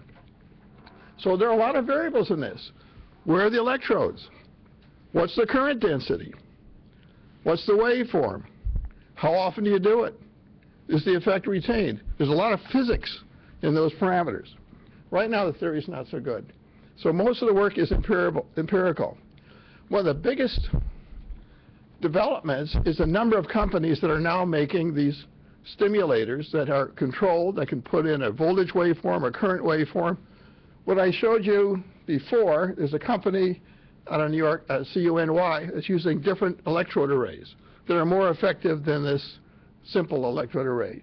But I think one of the major advances recently is a company out of Barcelona, Spain, that combines an EEG cap with this electrical stimulator. The EEG cap measures the brain waves, and the stimulator stimulates the brain with an AC field.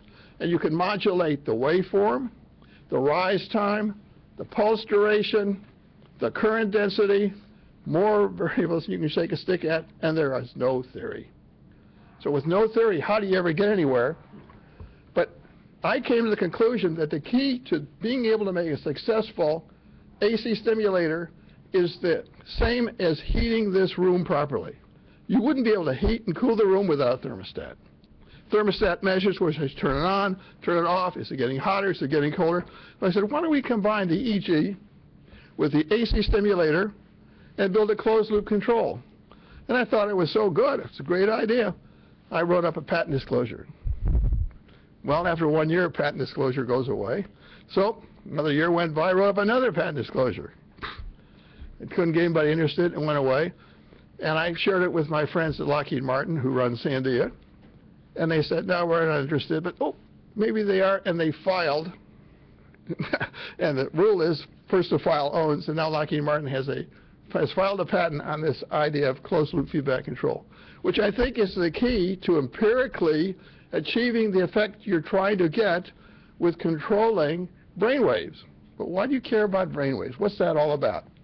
Well, there are other people using this that I think we already heard about, the company called Fisher-Wallace, that's selling a very complex frequency spectrum to do stimulation of the brain, and they claim it stimulates neurotransmitters. That's when you ask them, how does it work? It stimulates neurotransmitters. And there's been a huge controversy about whether or not it's safe. In 2013, the FDA was saying, well, it may not be safe. 2014, recently, they said, well, we think it just could be safe, and we're going to propose to make it a Class 2. They're not saying it's effective, but they're, I think, ready to say this is a safe device. Now, what does it do? Well, it has a very complex electromagnetic spectrum. It's about 500 hertz, but it's modulated with 15 hertz. So I would say, well, it's really a 15 hertz stimulator with a buzz. Well, that's conceivable since it's close to alpha frequency, which is 10 hertz. Maybe what it does is a calming effect. And the buzz helps to get the brain ready to accept this calming effect. But I talked to Chip Fisher, who owns the company. He's like the guy who bought the razor and then he's selling it. He really believes in this.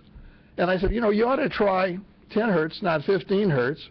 But more than likely what you ought to do is have the subject close their eyes. Because when your eyes are closed, your brain goes into alpha waves. I mean, it's the most profound thing you can do to really modulate your brain waves is just close your eyes. You're going to get 10, 11, 9 hertz, depending on how your brain is wired. And it's unavoidable.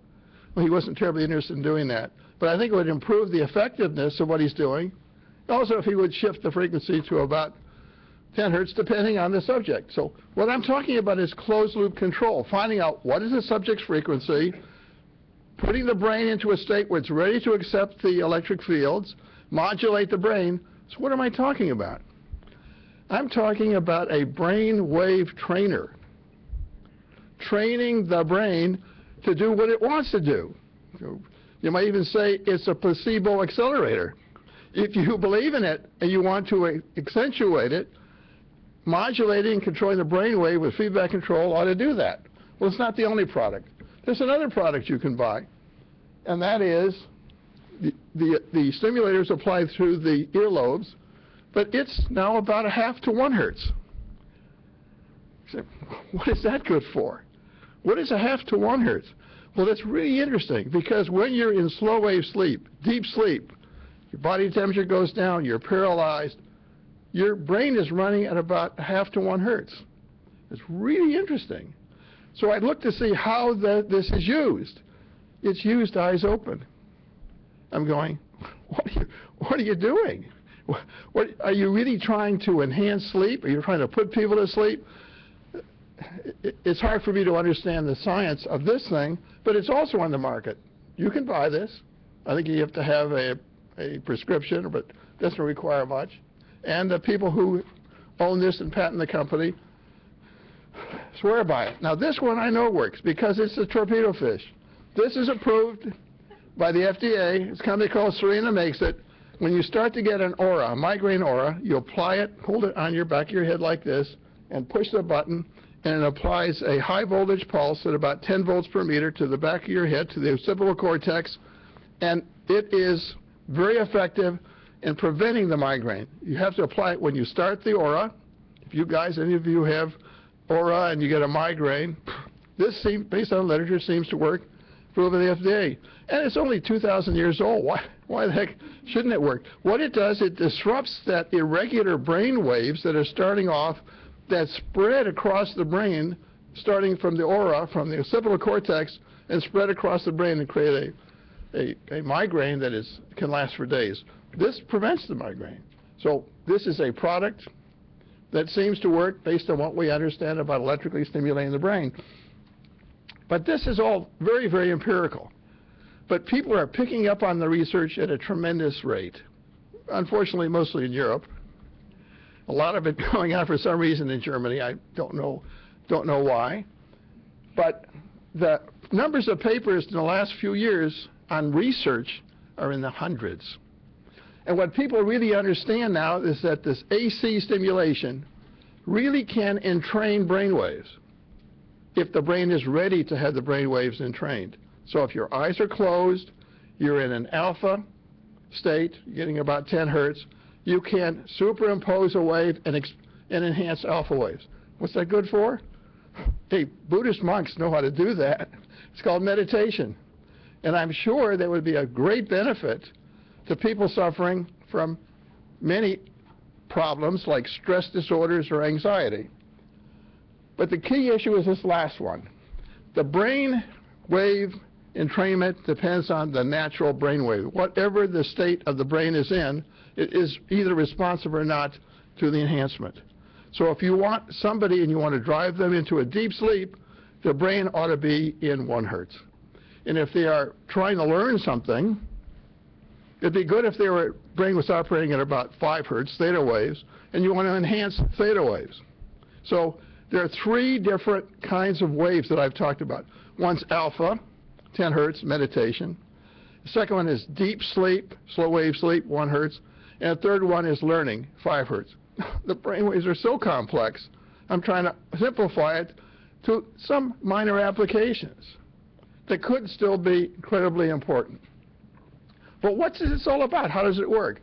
Well, my friend Eric Wasserman, who's a scientist who's done a tremendous amount of work on the safety of electrical stimulation, explained to me work that was initially done about 20 years ago. When you apply an electric field on a neuron, if you drive ions into the neuron, near the head of the neuron, you create an electric field inside the neuron across the membrane.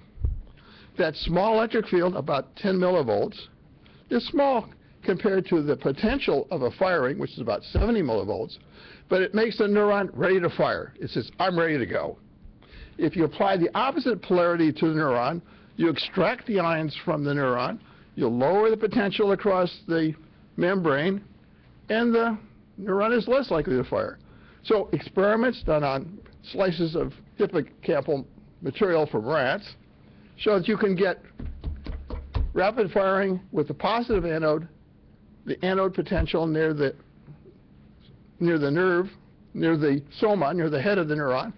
The opposite polarity, you slow down. So there's physics here. You can excite or de-excite neurons with electric field. You're going, oh, that's very nice. There are neurons all over the place, 100 billion neurons.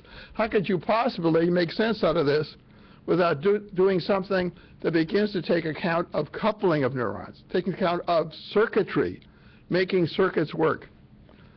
Well, it sounds impossible. And yet, my colleague at Lockheed Martin said, I can take a bunch of pendulums, put across the desk, and they're all going at different frequency, and if they're coupled along the base of the desk, I can start one, and pretty soon these oscillators couple. He said, these are coupled oscillators. If you can get one of these, one part of the brain to function at a certain frequency, you can couple to the other parts of the brain. And my neuroscientist friends say, big deal. Everybody knows neurons that fire together wire together. I said, well, they're coupled oscillators. So we can make the circuits work at a certain frequency, and we can drive it at a coherent frequency, and leave that frequency on long enough, and use feedback to amplify that frequency. Well, people are picking up on this. The do-it-yourselfers are going to the Radio Shack, buying the 9-volt battery, sticking a couple of electrodes. But there's a company in Germany, Neurotechnology, that sells this very nice gadget that you can operate at DC or AC, change the frequency, change the current density, and do real science. I was so impressed with the Neurotechnology gadget, I started to look for who's using it. And I found a publication using AC stimulation on the occipital cortex at 10 hertz, measuring EEG, and showed amplified EEG. So amplifying and training alpha waves, amplifying EEG does work. And I was so fascinated with this idea, I said, well, is it done eyes open or eyes closed? So this is not a violation of any IRB. You do it to yourself. This is sort of kitchen physics. You can't do it on other people without permission. But I tried out this occipital cortex at 10 hertz. First thing I found, it will not grow hair. Sorry about that. But what I did find out by putting my head in an MEG that measures the electromagnetic energy radiating from the brain with tiny quantum effect devices, I measured the alpha waves that I generated as a function of whether my eyes were open or closed. I don't think anybody had ever done that. And I found if my eyes were open, I had very little alpha waves. I had a very broad spectrum. By the way, I was normal, thank goodness. But with my eyes closed, the alpha waves increased tremendously. That looked very exciting. It says I was able to demonstrate alpha wave entrainment, very high amplification, eyes closed. What about eyes open? I had predicted eyes open I wouldn't be able to entrain the brain waves. But I did. Very mild on the left side. Amy will have to explain to me why my brain was more easily excited on the left side than the right side. I think there's some science behind that. That makes really everybody very different. Brains are not necessarily symmetric, but also was an interesting discovery. I never repeated this. I did this courtesy of the Mind Research Network in 2013. In order to repeat it, I had to go get permission, write a proposal, and it would be very difficult to repeat it, but it's not going to be expensive. It ought to be repeated and extended over a wide range. Now, just because I'm beginning to look at AC stimulation and eyes open, eyes closed at various frequencies, and this is going on all over the world. One of the more fascinating pieces of work was Lisa Marshall in 2006 that showed slow waves, being able to entrain slow waves. Why are slow waves so interesting? Why do I care so much about slow waves? But definitely showed slow waves. Most interesting about slow waves is when you get slow waves in the brain, the voltage level is 100 microvolts, about 10 times the normal voltage that these potentials occur. Why the hell does that happen? Why is this slow wave such a powerful, dominant, high voltage frequency? What is going on in slow waves? I think slow wave sleep is the key to solving one hell of a lot of neurological problems. How many of you get slow wave sleep? Just raise your hands. Well, not everybody. How many of you don't get slow wave? How many of you are bad sleepers?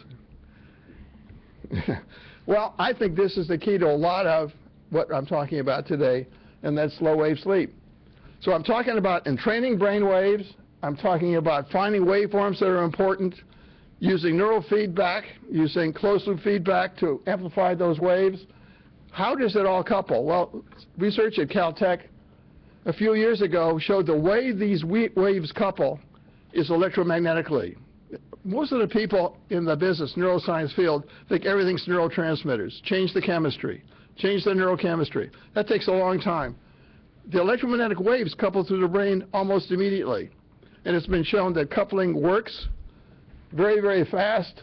Coupling works to enhance, but also if you put a positive electrode here and a negative electrode here, you can subtract them and get decoupling.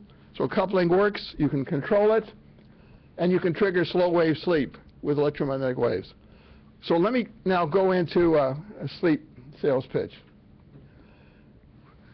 One of the most impressive pieces of research I've seen in the last few years studied just slow wave sleep and showed that slow wave sleep is a very effective way to reduce neurological and physiological problems. I'm sure all of you know that if you get lousy night's sleep, or if you don't get slow wave sleep, that you really feel terrible in the morning, your brain doesn't work, you can be a wreck. You might even want to take Ambien, which I wouldn't recommend. But I think electrically stimulating slow wave sleep can be probably the single most important discovery or application in enhancing human behavior. So I think the work that happened this year, I think the first publication from Rochester University was the end of last year. This was all over the press, and that is, what does slow wave sleep do? Why do humans have to have slow wave sleep? Well, the research showed that slow wave sleep opens up the space within the brain so that cerebral fluid can go faster through the brain. The cerebral fluid is the cleansing device that takes the trash out.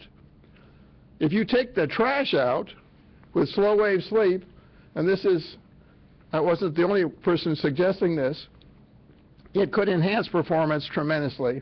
And my suggestion is use electrical stimulation to take the trash out. The electrical stimulation would become the, excuse the expression, the brain toilet. So what I've started off with is empirical. I've showed that we have data on brainwave entrainment. Brainwave entrainment can be enhanced by closed-loop control, and there are various parts of the frequency spectrum that are extremely important to behavior, and I think the key is slow wave sleep to reduce problems that build up over time. Now, as you tend to get a bit older, you tend to, I think, not get very good slow wave sleep, and the trash kind of builds up. And my impression, it does lead to dementia. Now, if this is a way to reduce this tendency towards dementia simply by getting slow-wave sleep, the implications for the world are enormous. So I've come at this from sort of an empirical point of view, but there are publications coming out all over the place. I taught a course at the University of New Mexico. If you have the app on iTunes U, you can take my course. It's free. And about 4,000 people have taken the course. It's interesting to see where they are. About half of them are outside the United States, and about a quarter of them from the Middle East. I don't know who's, a lot from China also, by the way. People are beginning to talk about neural networks in the sense of orchestrating the neural network. When I read this paper by Neuling about orchestrating the neural network, I was thinking about slow-wave sleep. And while I'm reading this paper, I'm humming eine kleine Nachtmusik. Da, da, da, da, da, da, da, da. Try it. Couldn't hurt. And then the do-it-yourselfers are really coming along on this, and I think they're going to be trying it. And if this winds up putting the pharmaceutical people out of business, I personally will go on a witness protection program. I don't want to be found. But I think I'm talking about, in general, many applications of this kind of neurotechnology. I call it neural system engineering. But I think it's going to have an enormous effect on humanity. We've learned a lot about neural problems, but I think we're going to begin to see neural solutions, brain injury, stroke, health maintenance, and cognitive enhancement. So I think we're on the verge of discoveries that will lead in the next few years, before I write my next Scientific American article, where there's going to be a real payoff. Thanks a lot.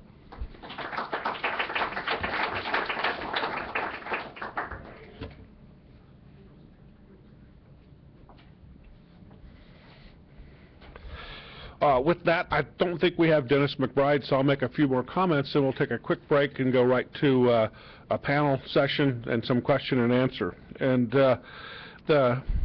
the comments that I would add at this point are along the lines of the study that the Potomac Institute did in 2007 that's been updated recently. We talked in that study about two tracks of investment by the federal government that work in concert to solve a problem. The difference between investing in science, basic understanding of the phenomenology, and investment in technology that either comes out of that or technology that enhances the science and how they work together. What an awful lot of the session today has been about, particularly about what Jerry's briefed here recently, is empirically based technology, trying to find some solutions that just seem to work, and hopefully along the way or eventually we'll figure out why, what's the phenomenology behind it. But it's an important point to note that these two things are not necessarily always different, that there isn't just an Einstein and an Edison, that often they work together to solve a problem. And a good example is the Genome Project of this last decade. We set out to map the human genome, but along the way we ended up not just investing in understanding the genome, we spent an awful lot of money in developing technology that taught us how to sequence the genome, and therefore the project ended a whole lot quicker than we thought it was going to end because we figured out how to sequence genes a whole lot faster. The technology enhanced the science, which allowed the technology to go further, which made the science go further as well. Point being that when we wanted to figure out how to enhance transportation in the United States in the 40s into the 50s, and we created something called NACA. The NACA is the forerunner of NASA. It was chartered with not just understanding the dynamics of space flight, the dynamics of missiles, the phenomenology of the science behind it. It was chartered with understanding how to turn that into technology as quick as possible. The technology allowed us to build things that flew high and measure better, understand better, and therefore develop better technology. In 2007, we wrote about investments in science and understanding of the human brain. And we wrote about investments in technology that will give us better tools to measure the brain. The two things need to go together and need to happen together. And if I could try to connect these two things together, Amy talked an awful lot about how the technology is happening out there. Jerry talked about how a lot of people are trying to do it in the DIY sense around the world. Some of that technology is happening out there in the GNC context. In the, not only is there not any understanding of the phenomenology behind it, there's not a really great understanding of whether it really does anything. You know, so when I talk about technology development, I talk about technology development in the DARPA context, in the military laboratories context, in the national laboratories context, where we're doing technology based upon real fundamental understanding the other sciences that allows us to put together an experiment and see whether our theory has any legs to it or not. We're not talking about somebody in a garage zapping his girlfriend to see whether she becomes friendlier after they had an argument. So we need to figure out how to invest across the board. We've done this before. We've conquered space, at least as far as the moon. We've begun to conquer our genome. If we're ever to conquer this understanding up here, we're also going to need to invest in technology. So once again, I know I'm becoming a broken record and as our soapbox becomes well witnessed around Washington, D.C., but we feel very strongly that we need investment in science and all the people, every good idea, every good scientist who has a reliable approach to understanding the brain should find some place to get funding in the federal government. Every viable technologist at DARPA or the labs that has a way to go build some technology that helps us move understanding forward should find funding in the federal government as well. Only then will we be able to close the loop and bring it all back together. With that, why don't we take a quick 5-minute break, then we'll assemble for a panel discussion where we'd really like to hear your thoughts and your comments and quiz these people that we brought together.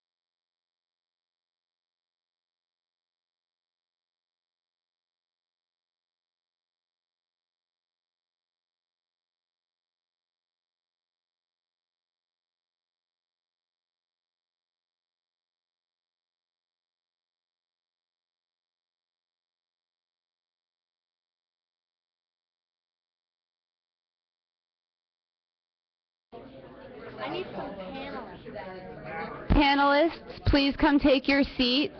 Okay, brain zapper. Jerry Jonas.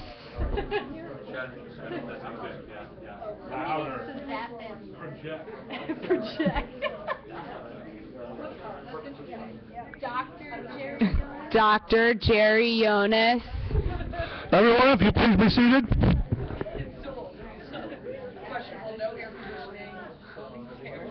You could do one of those New York whistles, you know. I think you're on your own up here. No way. Sure.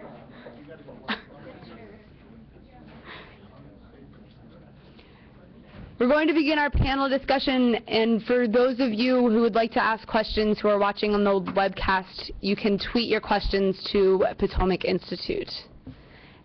Dr. Amy Cruz is going to be our moderator for the panel, and if you have any questions, they are directed to Amy. We have a microphone that Brian Barnett will be walking around, so please raise your hand and Brian will bring you the microphone so that we can catch it on camera and for everyone to hear. All right, so I have a couple of questions for my colleagues here to start with, Dr. Jonas. In terms of the do-it-yourself items that you've seen in the sort of brain zapping genre, have you seen the Focus device? Yes. So a lot of that comes without instruction. and so I was sort of wondering on your thought. I mean, like I said, I was sort of implying in my talk that the market is already happening, right? And people are doing this stuff. And so, do you think it's the case that someone needs to come out with an instruction manual for the brain zapping the brain? What would you like to see out there? Well, let me say this about that. I am really worried.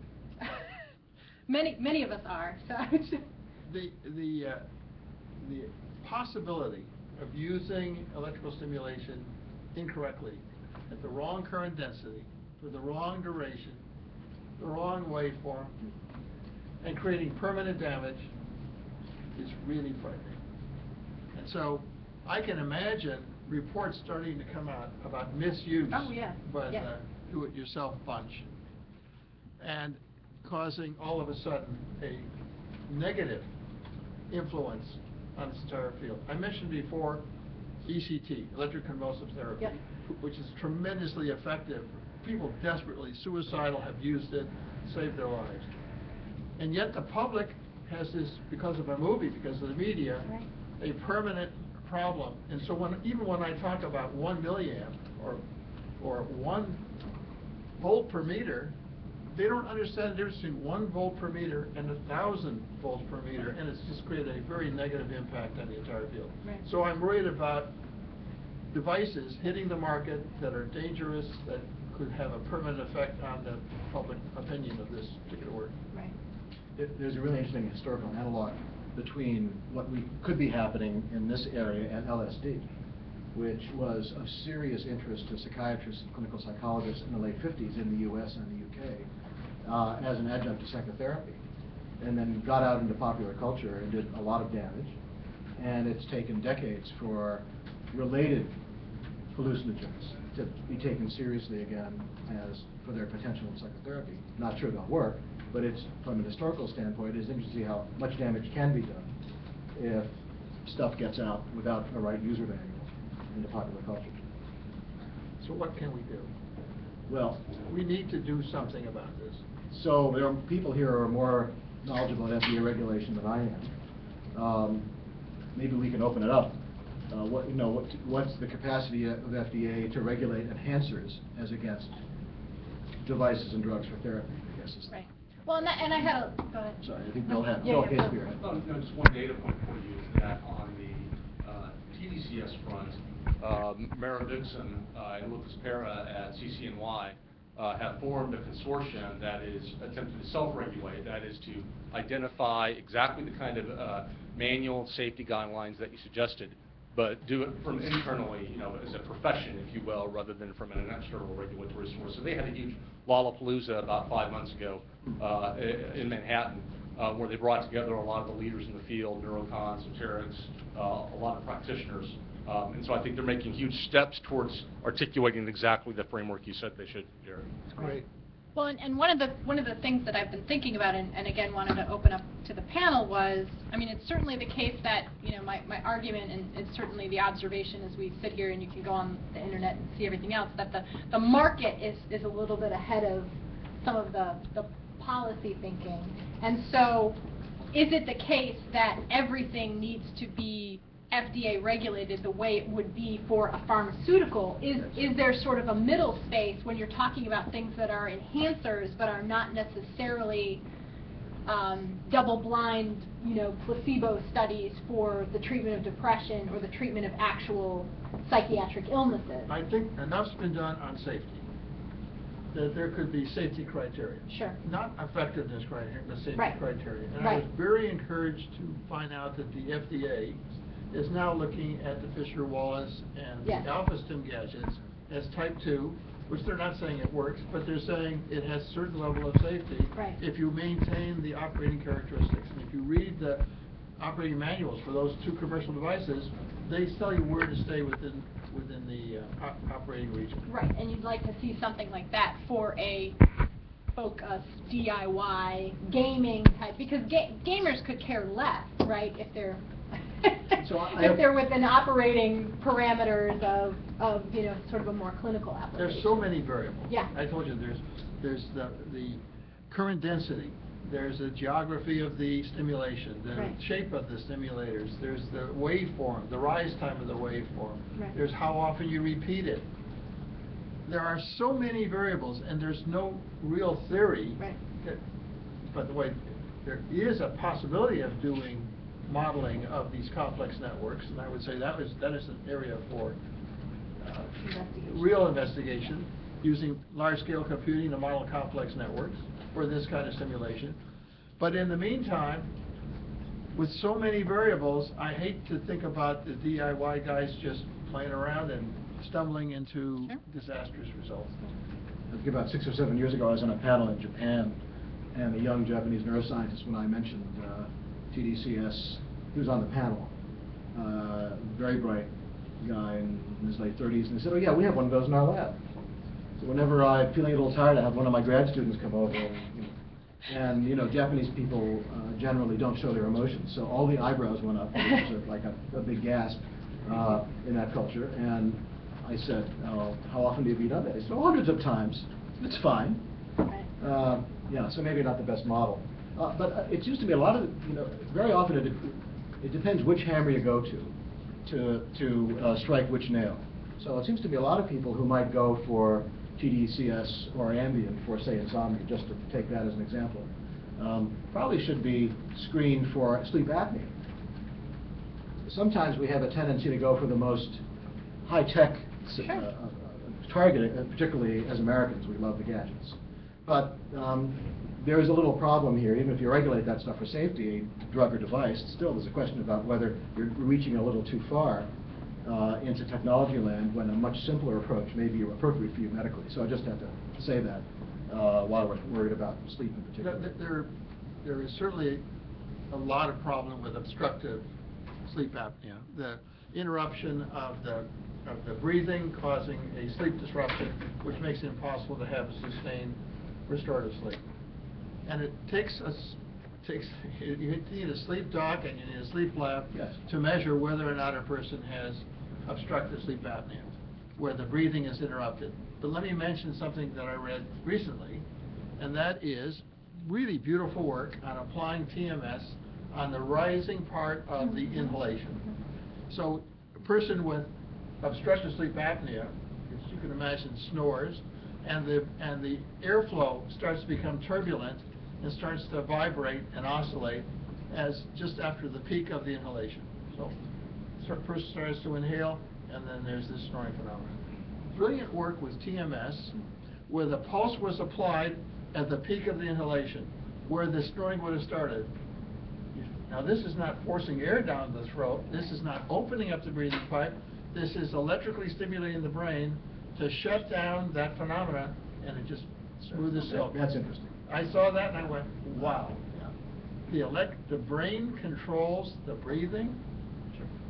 And I know very good sleep doc who's written several books on the subject and sells the breathing apparatus, the CPAP for sleep apnea. And I said, would you believe this? The brain controls the breathing. It controls everything else. Why should it control the breathing pipe and shut down that snoring phenomenon? So I suspect there will be an electrical brain stimulator to treat obstructive sleep apnea. It's another application that will occur. Yeah. It did occur to me while you were talking that may be the outcome. It's going to happen. So Dr. Marino, for you, are you as concerned as you were a few years ago when you wrote Mind Wars? How has your thinking on that topic and our use of these technologies, particularly in the military, changed, or sort of as the technology itself has matured? Well, the conversation's gotten a lot more voluminous, and there are a lot more participants in the conversation. I do think that we are very poor at predicting where these technologies are going to go. Even people who we think have been very good at predicting the outcomes of history have turned out to be, only good in some areas, and not others. And so I don't think we really know where this is happening, where this is going to go. But I have become more impressed in the last 5 or 6 years about a problem that I think we need to face. And having never served in the armed forces, probably not the best person to raise this question, but nonetheless I mentioned it in my talk and I want to repeat it. I think we are going to be asking warfighters to accept more and more technology. That's clear. Sure. It's already started with the internet and the apps that they can use, right, for counterintelligence that I don't have access to. Right. And if it goes in the direction, there's always, as you know, been a long controversy about vaccination. Right? We had the anthrax controversy in the 90s. How much medication can you ask people in uniform to take and when? I think this has not yet become an issue as it might have predicted 5 or 6 years ago, but will with neurotechnologies. So one of the reports that I mentioned, the one in 2008 that I was 2009, Army Opportunities in Neuroscience, talks about TDCS for warfighters, perhaps with a sensor, the kind of cap-like mechanism that Dr. Yunus described, with sensors and the ability to generate an electromagnetic current at a certain time, maybe an operator at monitoring somebody's behavior from some distance might be able to see, well, this guy's getting tired now, it's time to give him something. I think that does present very interesting problems, both from the point of view of how you decide, how you field test these kinds of interventions, and also then the question of how much we, again, can accept men and women who are pledged to protect us to accept, and then what the long-term implications are for their health down the road. Right. So that's something that has impressed me more and more as a concern, and something that isn't being discussed much yet. Right. Very interesting.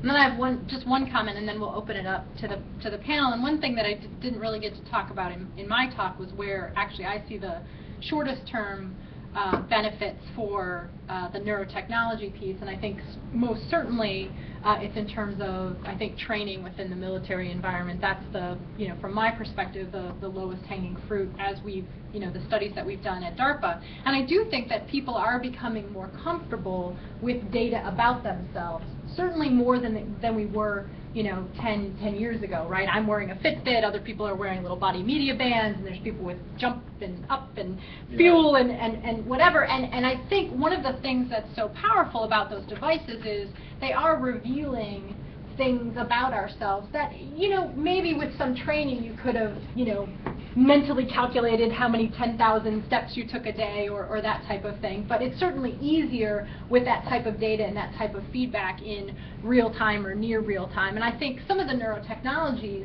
could even just be that way initially, informative technologies about my state, my optimal state, whether I'm in the state to learn or not, whether I need to sort of do something to reset myself, whether that's going to the next stage of actual enhancement or you know, brain zapping or a neuropharmaceutical. I think there's a lot to be gained even from some observational technologies to start with. And I think there are, obviously you mentioned issues around privacy and who owns my data and other things, but I think as we begin to develop metrics and algorithms that provide value to the individual, that will become potentially more appealing.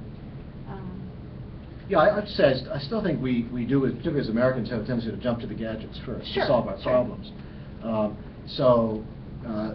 you can buy them. Yeah, exactly. And we always like to walk out of a store, CVS, with something in hand. That's why we love pharmacists, because they give us things that we think will make us feel better tomorrow. Pharmacists always do very well in the ranking of respect for different professions. Right. Yeah. And it's partly because we love to have some stuff. Yeah. Nonetheless, so cognitive neuroscientist friends tell me that actually therapy is probably going to be much easier to achieve, getting up to some species typical normal level than enhancement, at least sustained enhancement. That's really going to be hard. And so I'm glad we're talking so much about sleep, because sleep is a pretty straightforward thing that you can do to feel better, and eat well and exercise and move around. So I guess markets do respond to these things, to people's excitement. The markets may take us further than in directions we don't really need to go.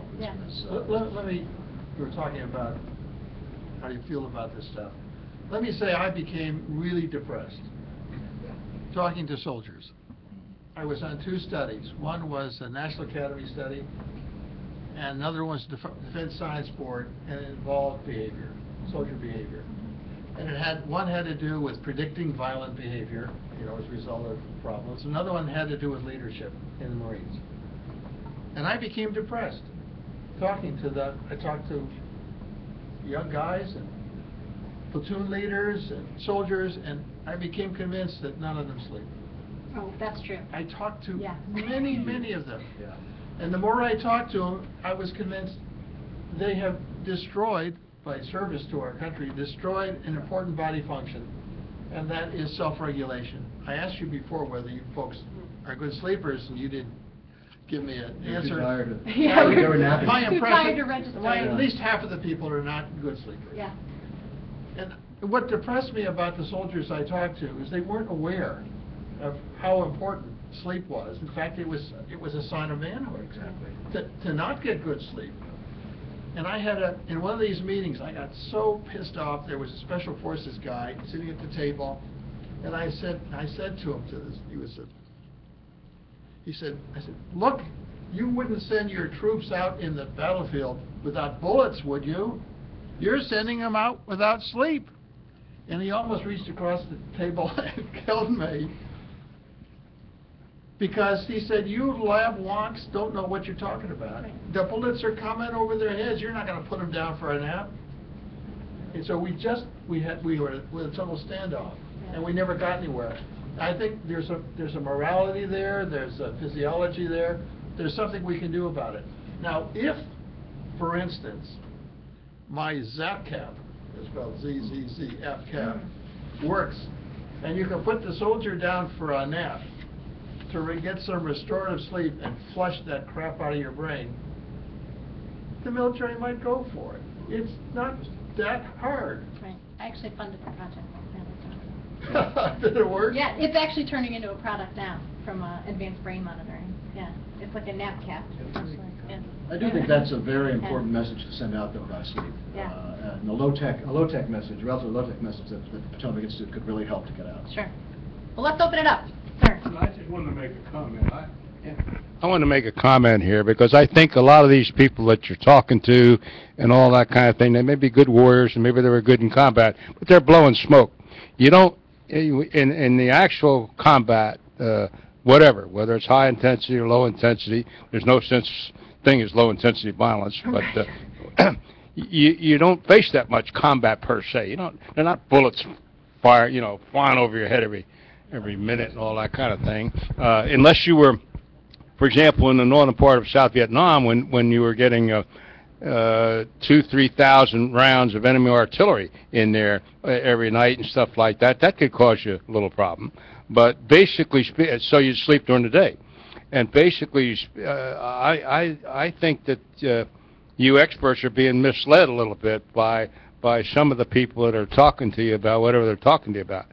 It seems to me that that if you want to get the military to really do these things, and I think we should, it seems to me that you ought to just pick one or two or maybe three items at first, sort of a focus and main effort, and really push those ideas forward. It would help, of course, if medically speaking they had been tested out long enough to give you a reasonable assurance that there wouldn't be any, medical problems. But you're doing that part. You're pretty well beyond that in the things that you're talking about now. And so I'd pick two or three things and then really push it hard and try to get them to use it. And the sleep bit is regardless. Now, I'm not a good sleeper, never have been. I was well known for never sleeping more than 3 hours in 24 in Vietnam, and I was there 5 years. And there's a book written about it. But the point is that I would cat nap and stuff like that, and I've seen tired Marines and others sleep on the ground, and sleep here, sleep there, sleep whenever they get a chance. And so, I think for people not to understand the value of sleep and all that is crazy. They do, and they will sleep. Now, if they're keeping them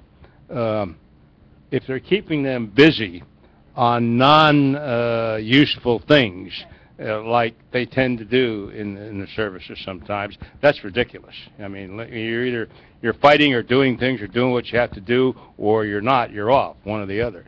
But I don't understand this, because most of the people in these 10 years of war that they've been involved in, which has been hard, I understand that, but most of the people live in tent camps, and then they go out on patrol and they go back.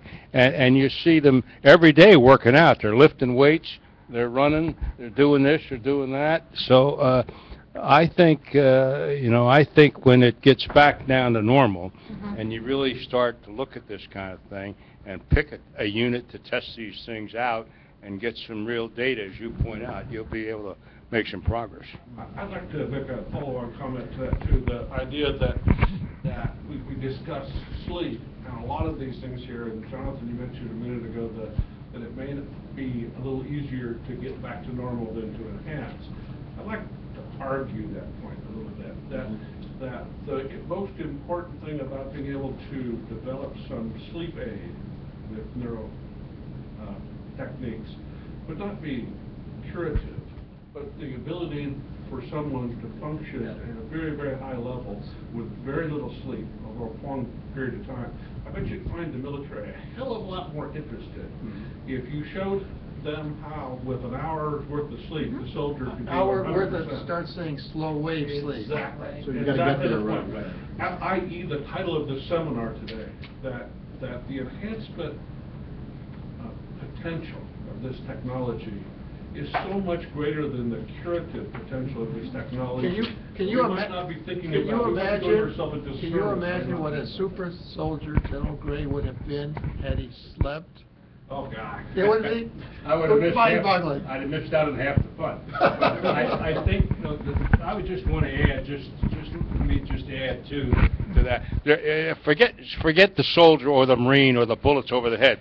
I think what Mike was talking about here, there's a hell of a lot more going on in the military. There are in the Navy or the Air Force or the other service. There's watch officers, there's intelligence officers, there's enlisted analysts, there's people who are working 12, 14, 16 hours a day all the time. You can go out to the National Security Agency tonight, and you'll find young men and women, military and civilian, working 14, 15 hours a day. And and this sleep thing is just as applicable. Yeah. And so I would enter that community as well and say, here's what we can do to make you more alert while you're obviously tired. Dr. Xenakis.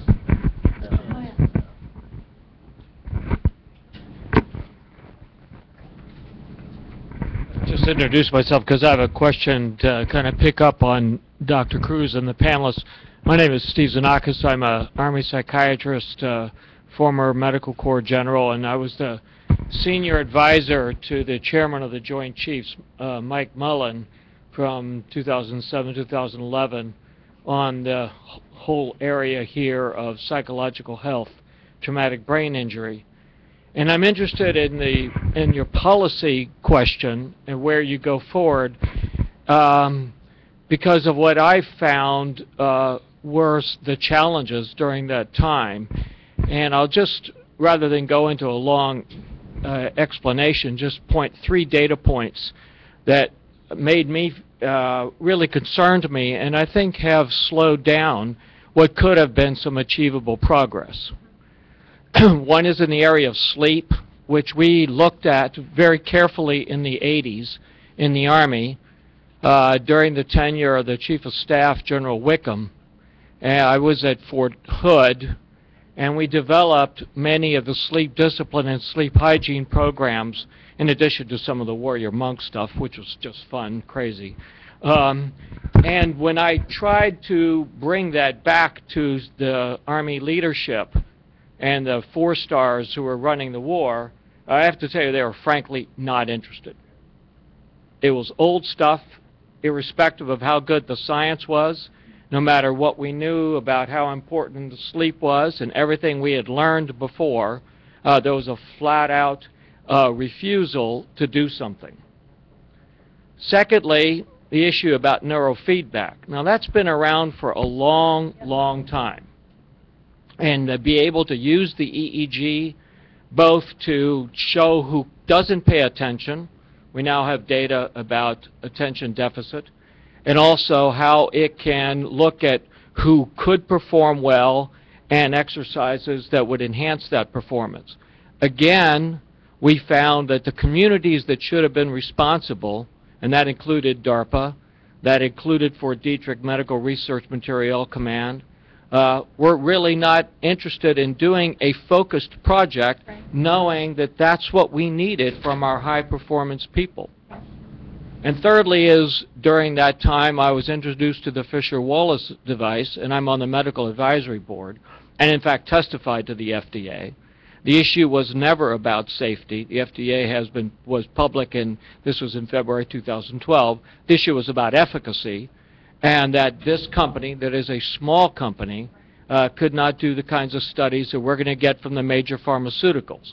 So whose responsibility, this device costs about $300 to manufacture, whose responsibility is to look at what might be the efficacy or the applicability of that device to soldiers who don't have sleep, who have problems recovering, particularly after an IED blast, have problems with headaches?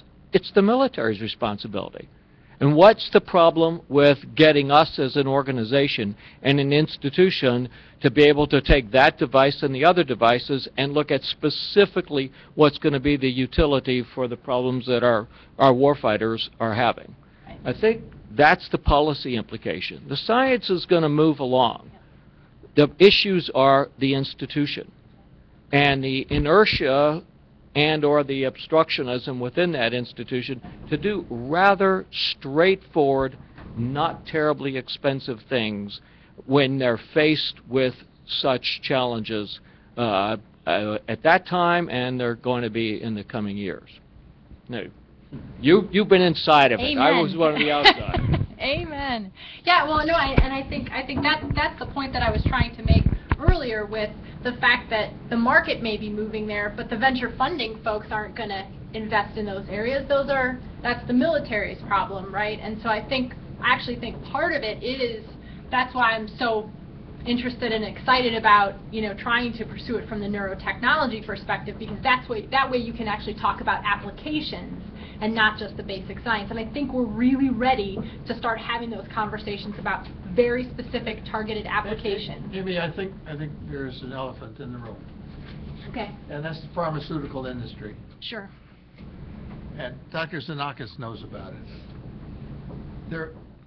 And maybe I shouldn't speak. As I said, if my stuff works, I'll be on a witness protection program. So, what's the problem with this country hooked on pharma? Hooked on pharma to the exclusion of other ideas? What is going on?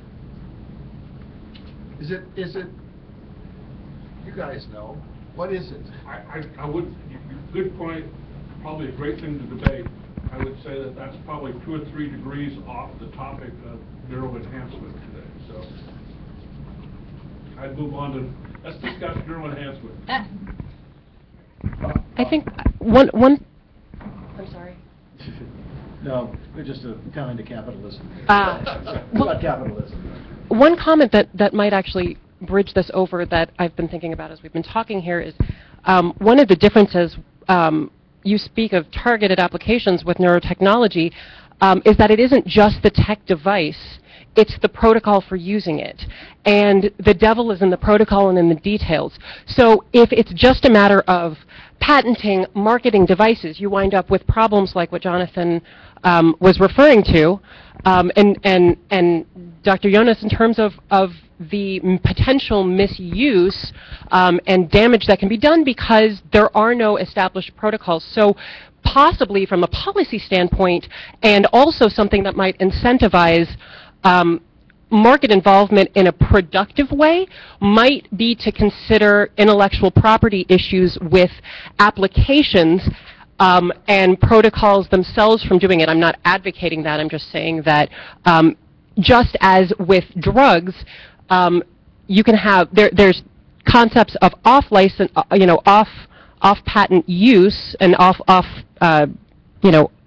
non-approved uses, but also then when you get to generics, you have alternate formulations. And so in a certain sense, neurotechnology has an analogy for those concepts, but they're all in how the device is used, how it's applied, and how that is finessed for its purpose. Right now, my understanding is that you have safety and you have efficacy, and particularly when it comes to regulation, a lot of what's regulated is what you can say about the efficacy, what you can say about how it's done.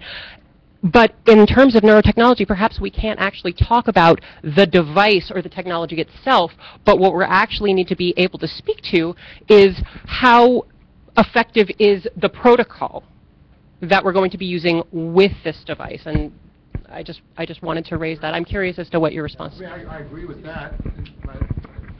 My understanding is that the literature is now showing that orchestrating a neurological change electrically depends on brain state. And brain state depends on the protocol that provides the preparation for the subject. And so the research is beginning to show exactly what you're saying. The protocol is very important. And so that is another area of science and applications that could be profound.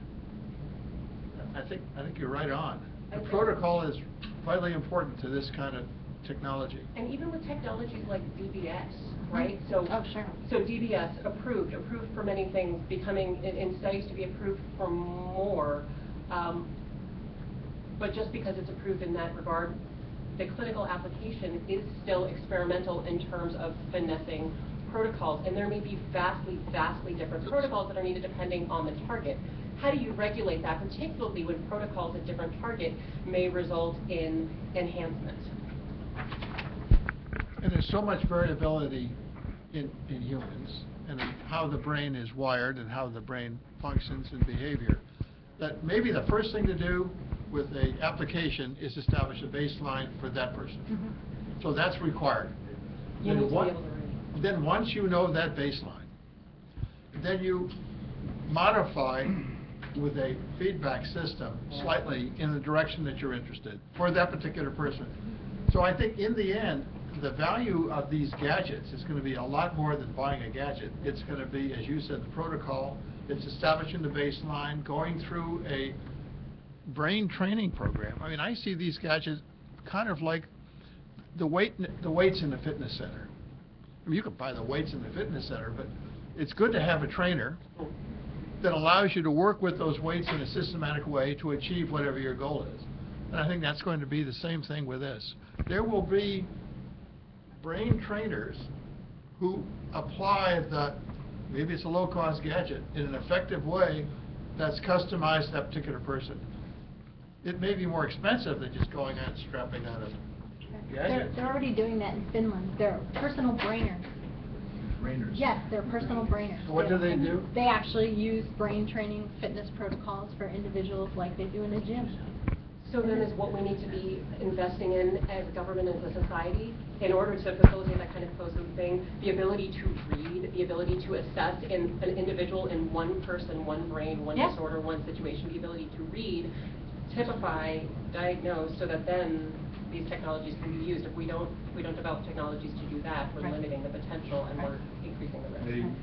Ma'am, over here. I'm Gladys White from Georgetown University. My question can actually be addressed by either Professor Marino or Professor Yodis. I really have two questions. First of all, how will the standard of practice in medical care be established in an environment in which we're talking about treatments 1,000 volts per meter to 10 to 1 volt?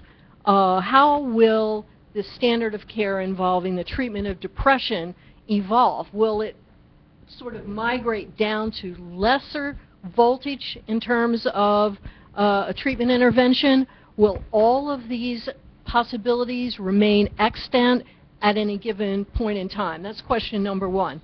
Question number two, we face a heroin epidemic here in the United States right now, an epidemic in the use of heroin.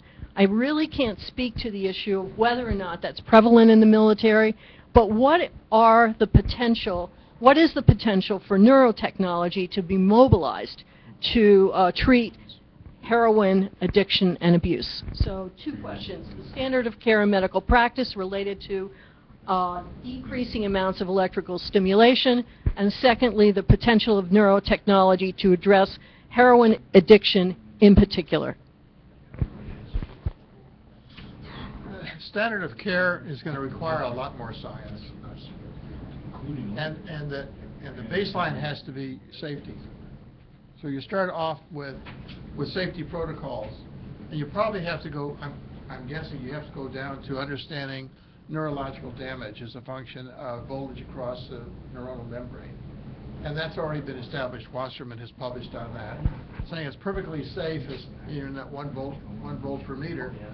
And 10 volts per meter, there's work that has been done on neurological damage that says how many pulses at 10 volts per meter. And as you can imagine, at 1,000 volts per meter, these are very serious cases, and standard of practice is a person probably has incurable tendencies to suicide, etc. So there are beginning to be a safety basis for the standards, but none of that is really involved in the protocol of getting the baseline and really establishing the individual performance or individual response to a certain kind of voltage and voltage waveform and current density and so on. We're still in a fairly early stage. That has to be done. Let me mention something about addiction. I thought a little bit about the subject, and I'm back to the notion of baseline again. I would start off by really understanding the brain waves as a function of stimulus, as a function of stress. And I think that practically everything I've been talking about is stress regulation in one form or another. There's acute stress, there's chronic stress. Sleep deprivation is a chronic stress. And understanding for the individual how stress is managed. I suspect, I don't know about the subject, I'm just guessing, most of what I do is guessing, that addiction is a way to manage stress. That is a destructive way to manage stress. So I would do research on stress management and how addiction plays into that, and the research would involve trying to understand for that particular person how to regulate that stress without drugs. And then it would have to be a rather substantial research program going from understanding the fundamentals of stress and addiction. More expert comment on that? Jim. Actually, related, since it's related to stress, but something we haven't talked about today is neurogenesis, and particularly neurogenesis in the dentate gyrus of the hippocampus. And I'm wondering if the panel would comment on the possibility of manipulating neurogenesis towards augmented cognition and what that might imply in terms of taking new real neural networks and embedding them into existing neural networks. This not being brain-machine interface, but being brain-brain interface, essentially. I was actually going to talk about neural stem cells, so I'm glad you gave me the excuse. I mentioned that Nuffield Bioethics Council report, and one of the measures that they chose to include as a device, as a cognitive enhancing device, was indeed neurogenesis, and they talked about neurological stem cells, and of course this takes us back to the human embryonic stem cell problem, about which there's a new piece in Nature, I think today, that suggests that the hopes for adult stem cells don't seem to have panned out, and human embryonic stem cells are going to be with us for a while. The connection is this, and it's somewhat indirect, but I think it's very interesting. People are starting to try to develop organs, large organs that are humanized, especially in big animals. The pig is the favorite because their organs are roughly our size. And so what people are going to be doing the next year, or even the next year or two, we'll start hearing about it, is putting human neural stem cells into the blastocyst of a pig, for example, in the hopes of making, say, a pancreas that is humanized, that could be translated into a human being. This idea of a xenograft as a response to the problem that there aren't enough organs to go around, not enough cadaver organs to go around. Obviously, you can't take a pancreas from a living person, so that's going to be a cadaver organ. That's been talked about for 40 or 50 years, but now the stem cell biologists are getting into the act. Now, here's the connection, though, to Jim's point. I was on a National Academy of Sciences committee that said, well, you have to make sure that you know where those stem cells are going in the animal blastocyst. If they start going to the brain, that raises an alarm, because a talking pig, who knows, right? I don't think we're going to have that. At least, hopefully, it won't stutter like Porky, but that would be an enhancement. We're going to learn indirectly about where these cells are going, and if they contribute to the formation of a brain and central nervous system in another animal. So here's where Jim's question about maybe neurogenetics and the stem cell biology debate start to merge, and we might learn something about neurogenesis from the embryonic stem cell biology world that might, in the long run, put us in a position, as the Nuffield Council report suggests, of actually modifying the brains of adult animals, which is, I know, one of Jim's interests. So, I almost hesitated to bring that up today because we're mostly talking about drugs and devices, but the genetics is, and particularly the stem cell biology, is a real thing.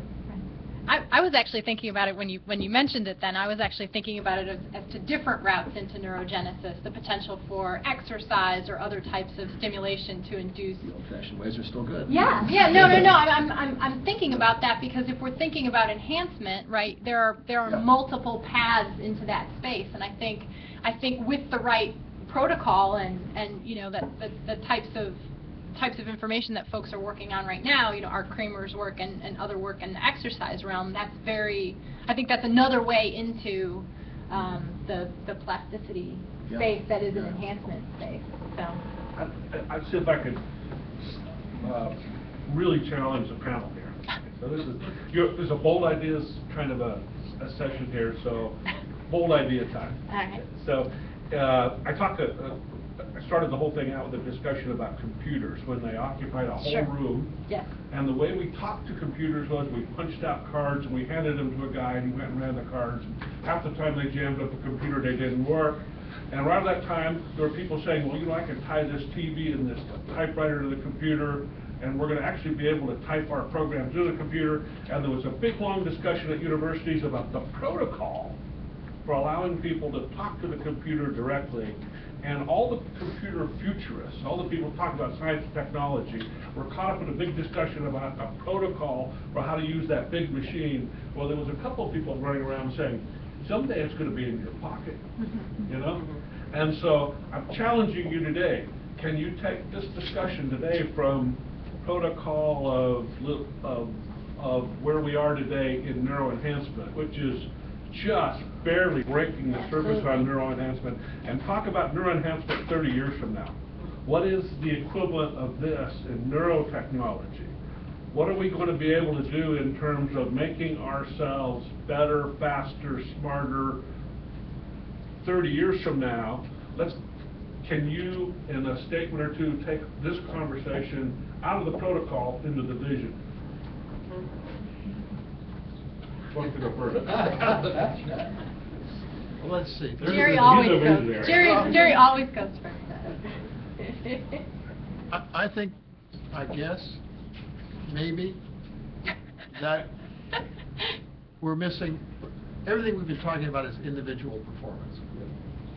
And I would guess the next big thing is collective performance, group performance. So picture this.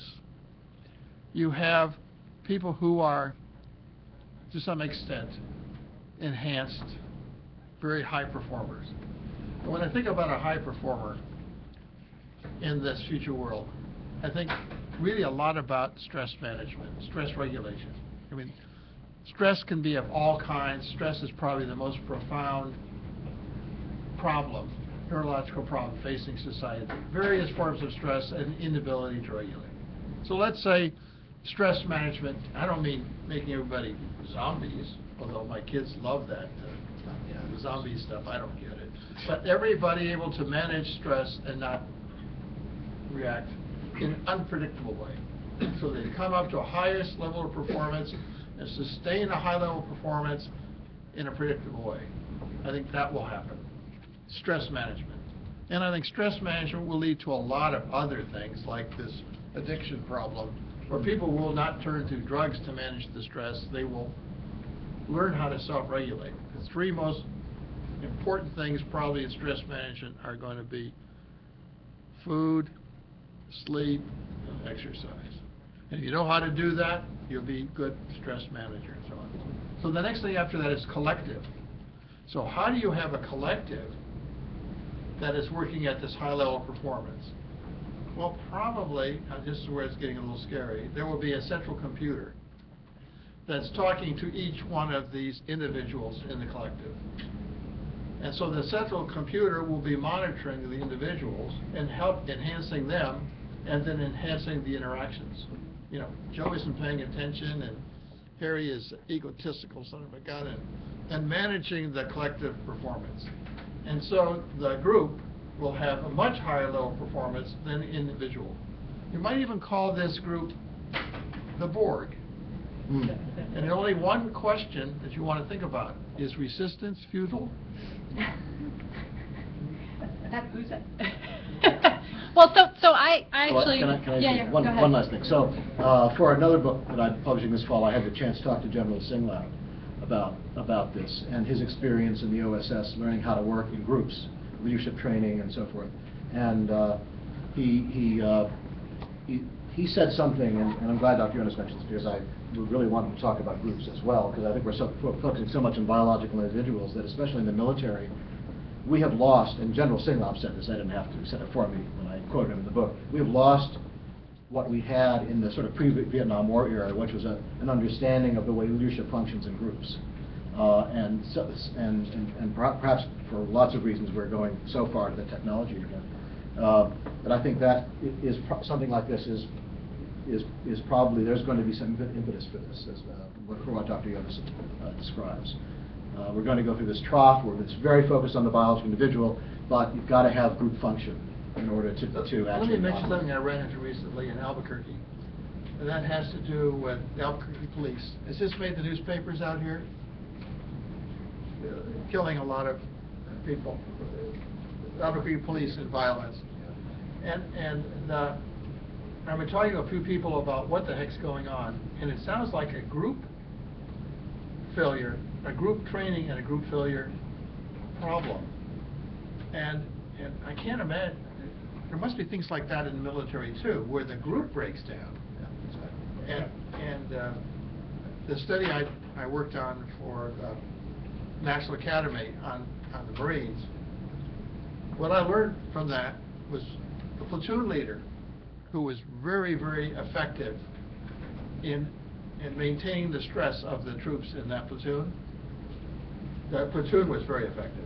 It was group performance based on dominated by the leadership of the platoon leader. I didn't really understand what that was all about, but I saw it over and over again. So there's a huge literature on this that pretty much ends in the late 50s. And a lot of the collective memory of what was learned about leadership has been lost. Perhaps because a lot of it was derided in the 60s as sensitivity training and touchy-feely. I think that was one of the problems. So we're going to have to circle back to that somehow. So if I was going to lean all the way forward into the future, I think the one thing, although it's a technology piece that we haven't really talked about, is just the interface itself and how we're going to access those signals, the signals about ourselves or the signals to communicate to one another. If we're actually going to go to a more of a collective type interaction, I think we're going to go to a more sophisticated interface than the sort of, I consider them clunky, even the fancy version of TDCS is sponges taped to your head, right? So I mean, I think in terms of the way that we're going to interface with our own biology and the way that we're going to connect to one another across our own biology is going to change radically, just as the whole computer in the room is now a sort of a computer in your pocket, and it may be, a whole realm of implantables and swallowables. And the folks that I've talked to about deep brain stimulation, what used to be a major surgery is now outpatient surgery, pretty much. And that radically changes, I think, where the neuro interface is headed. And then the second thing, and I've mentioned this to several folks when they talk to me, obviously cyber is a hot topic, right? But I actually think that there will be a point where the individual is the computer, is the node, right? And that there are thoughts in that space as to not only what it enables, but also how to protect it and how to protect against it. So I think it will have great enhancement capabilities, but it'll also open up a new dimension of how we need to protect ourselves. I just wanted to add on to this, Mike, like this too. So if we get that vision working, and it's in play at the populace, what if or will it then be maybe applied to government? I mean, you're thinking about groups, committees, optimal performance, and putting things together. Right now, we're seeing cell phones, technologies, webs, Twitters are affecting how we're governing, how we're legislating. Let me comment on that, because we have a project here that we've been trying for a year to make happen at the Potomac Institute on digital governance. How is this technology affecting governance? And the short answer there is it's not yet. This is, as you know, totally rebuilt industry, flattened the earth, changed industry and commerce tremendously. It's changed economics. It's starting to change medicine. It's just now barely starting to hit governance. But so I would say if history is anything to teach us, neurotechnology will probably hit governance last, or it'll so revolutionize things that we'll throw away our current government and go to something radically different. Yeah.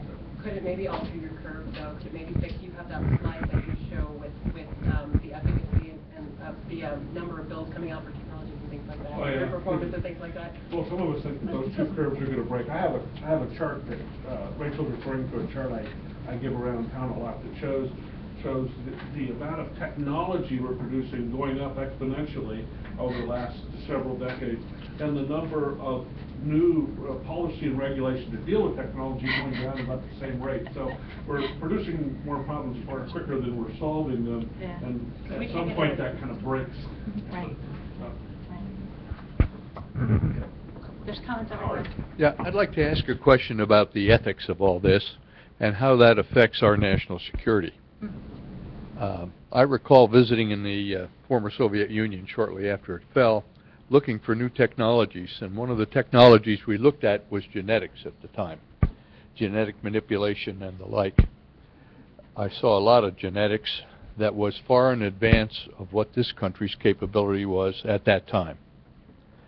I saw nice big fish, healthy tomatoes, big cows, good to eat, and then we stopped. The whole biological. The whole biological thing. Now, the reason that they were more advanced than we at that time was at that time there were a number of ethical concerns in this free nation of ours about, is this appropriate? Is this ethical?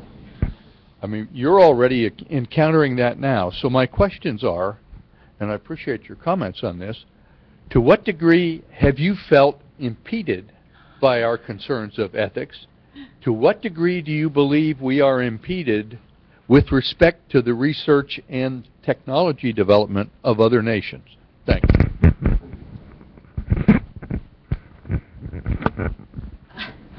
Actually, let me speak from the former program manager seat. That will be easier for me, because and let me first say that I always espouse and advocate appropriate controls and regulations and all of the human protections that I think we all should espouse to. However, for even some very basic, straightforward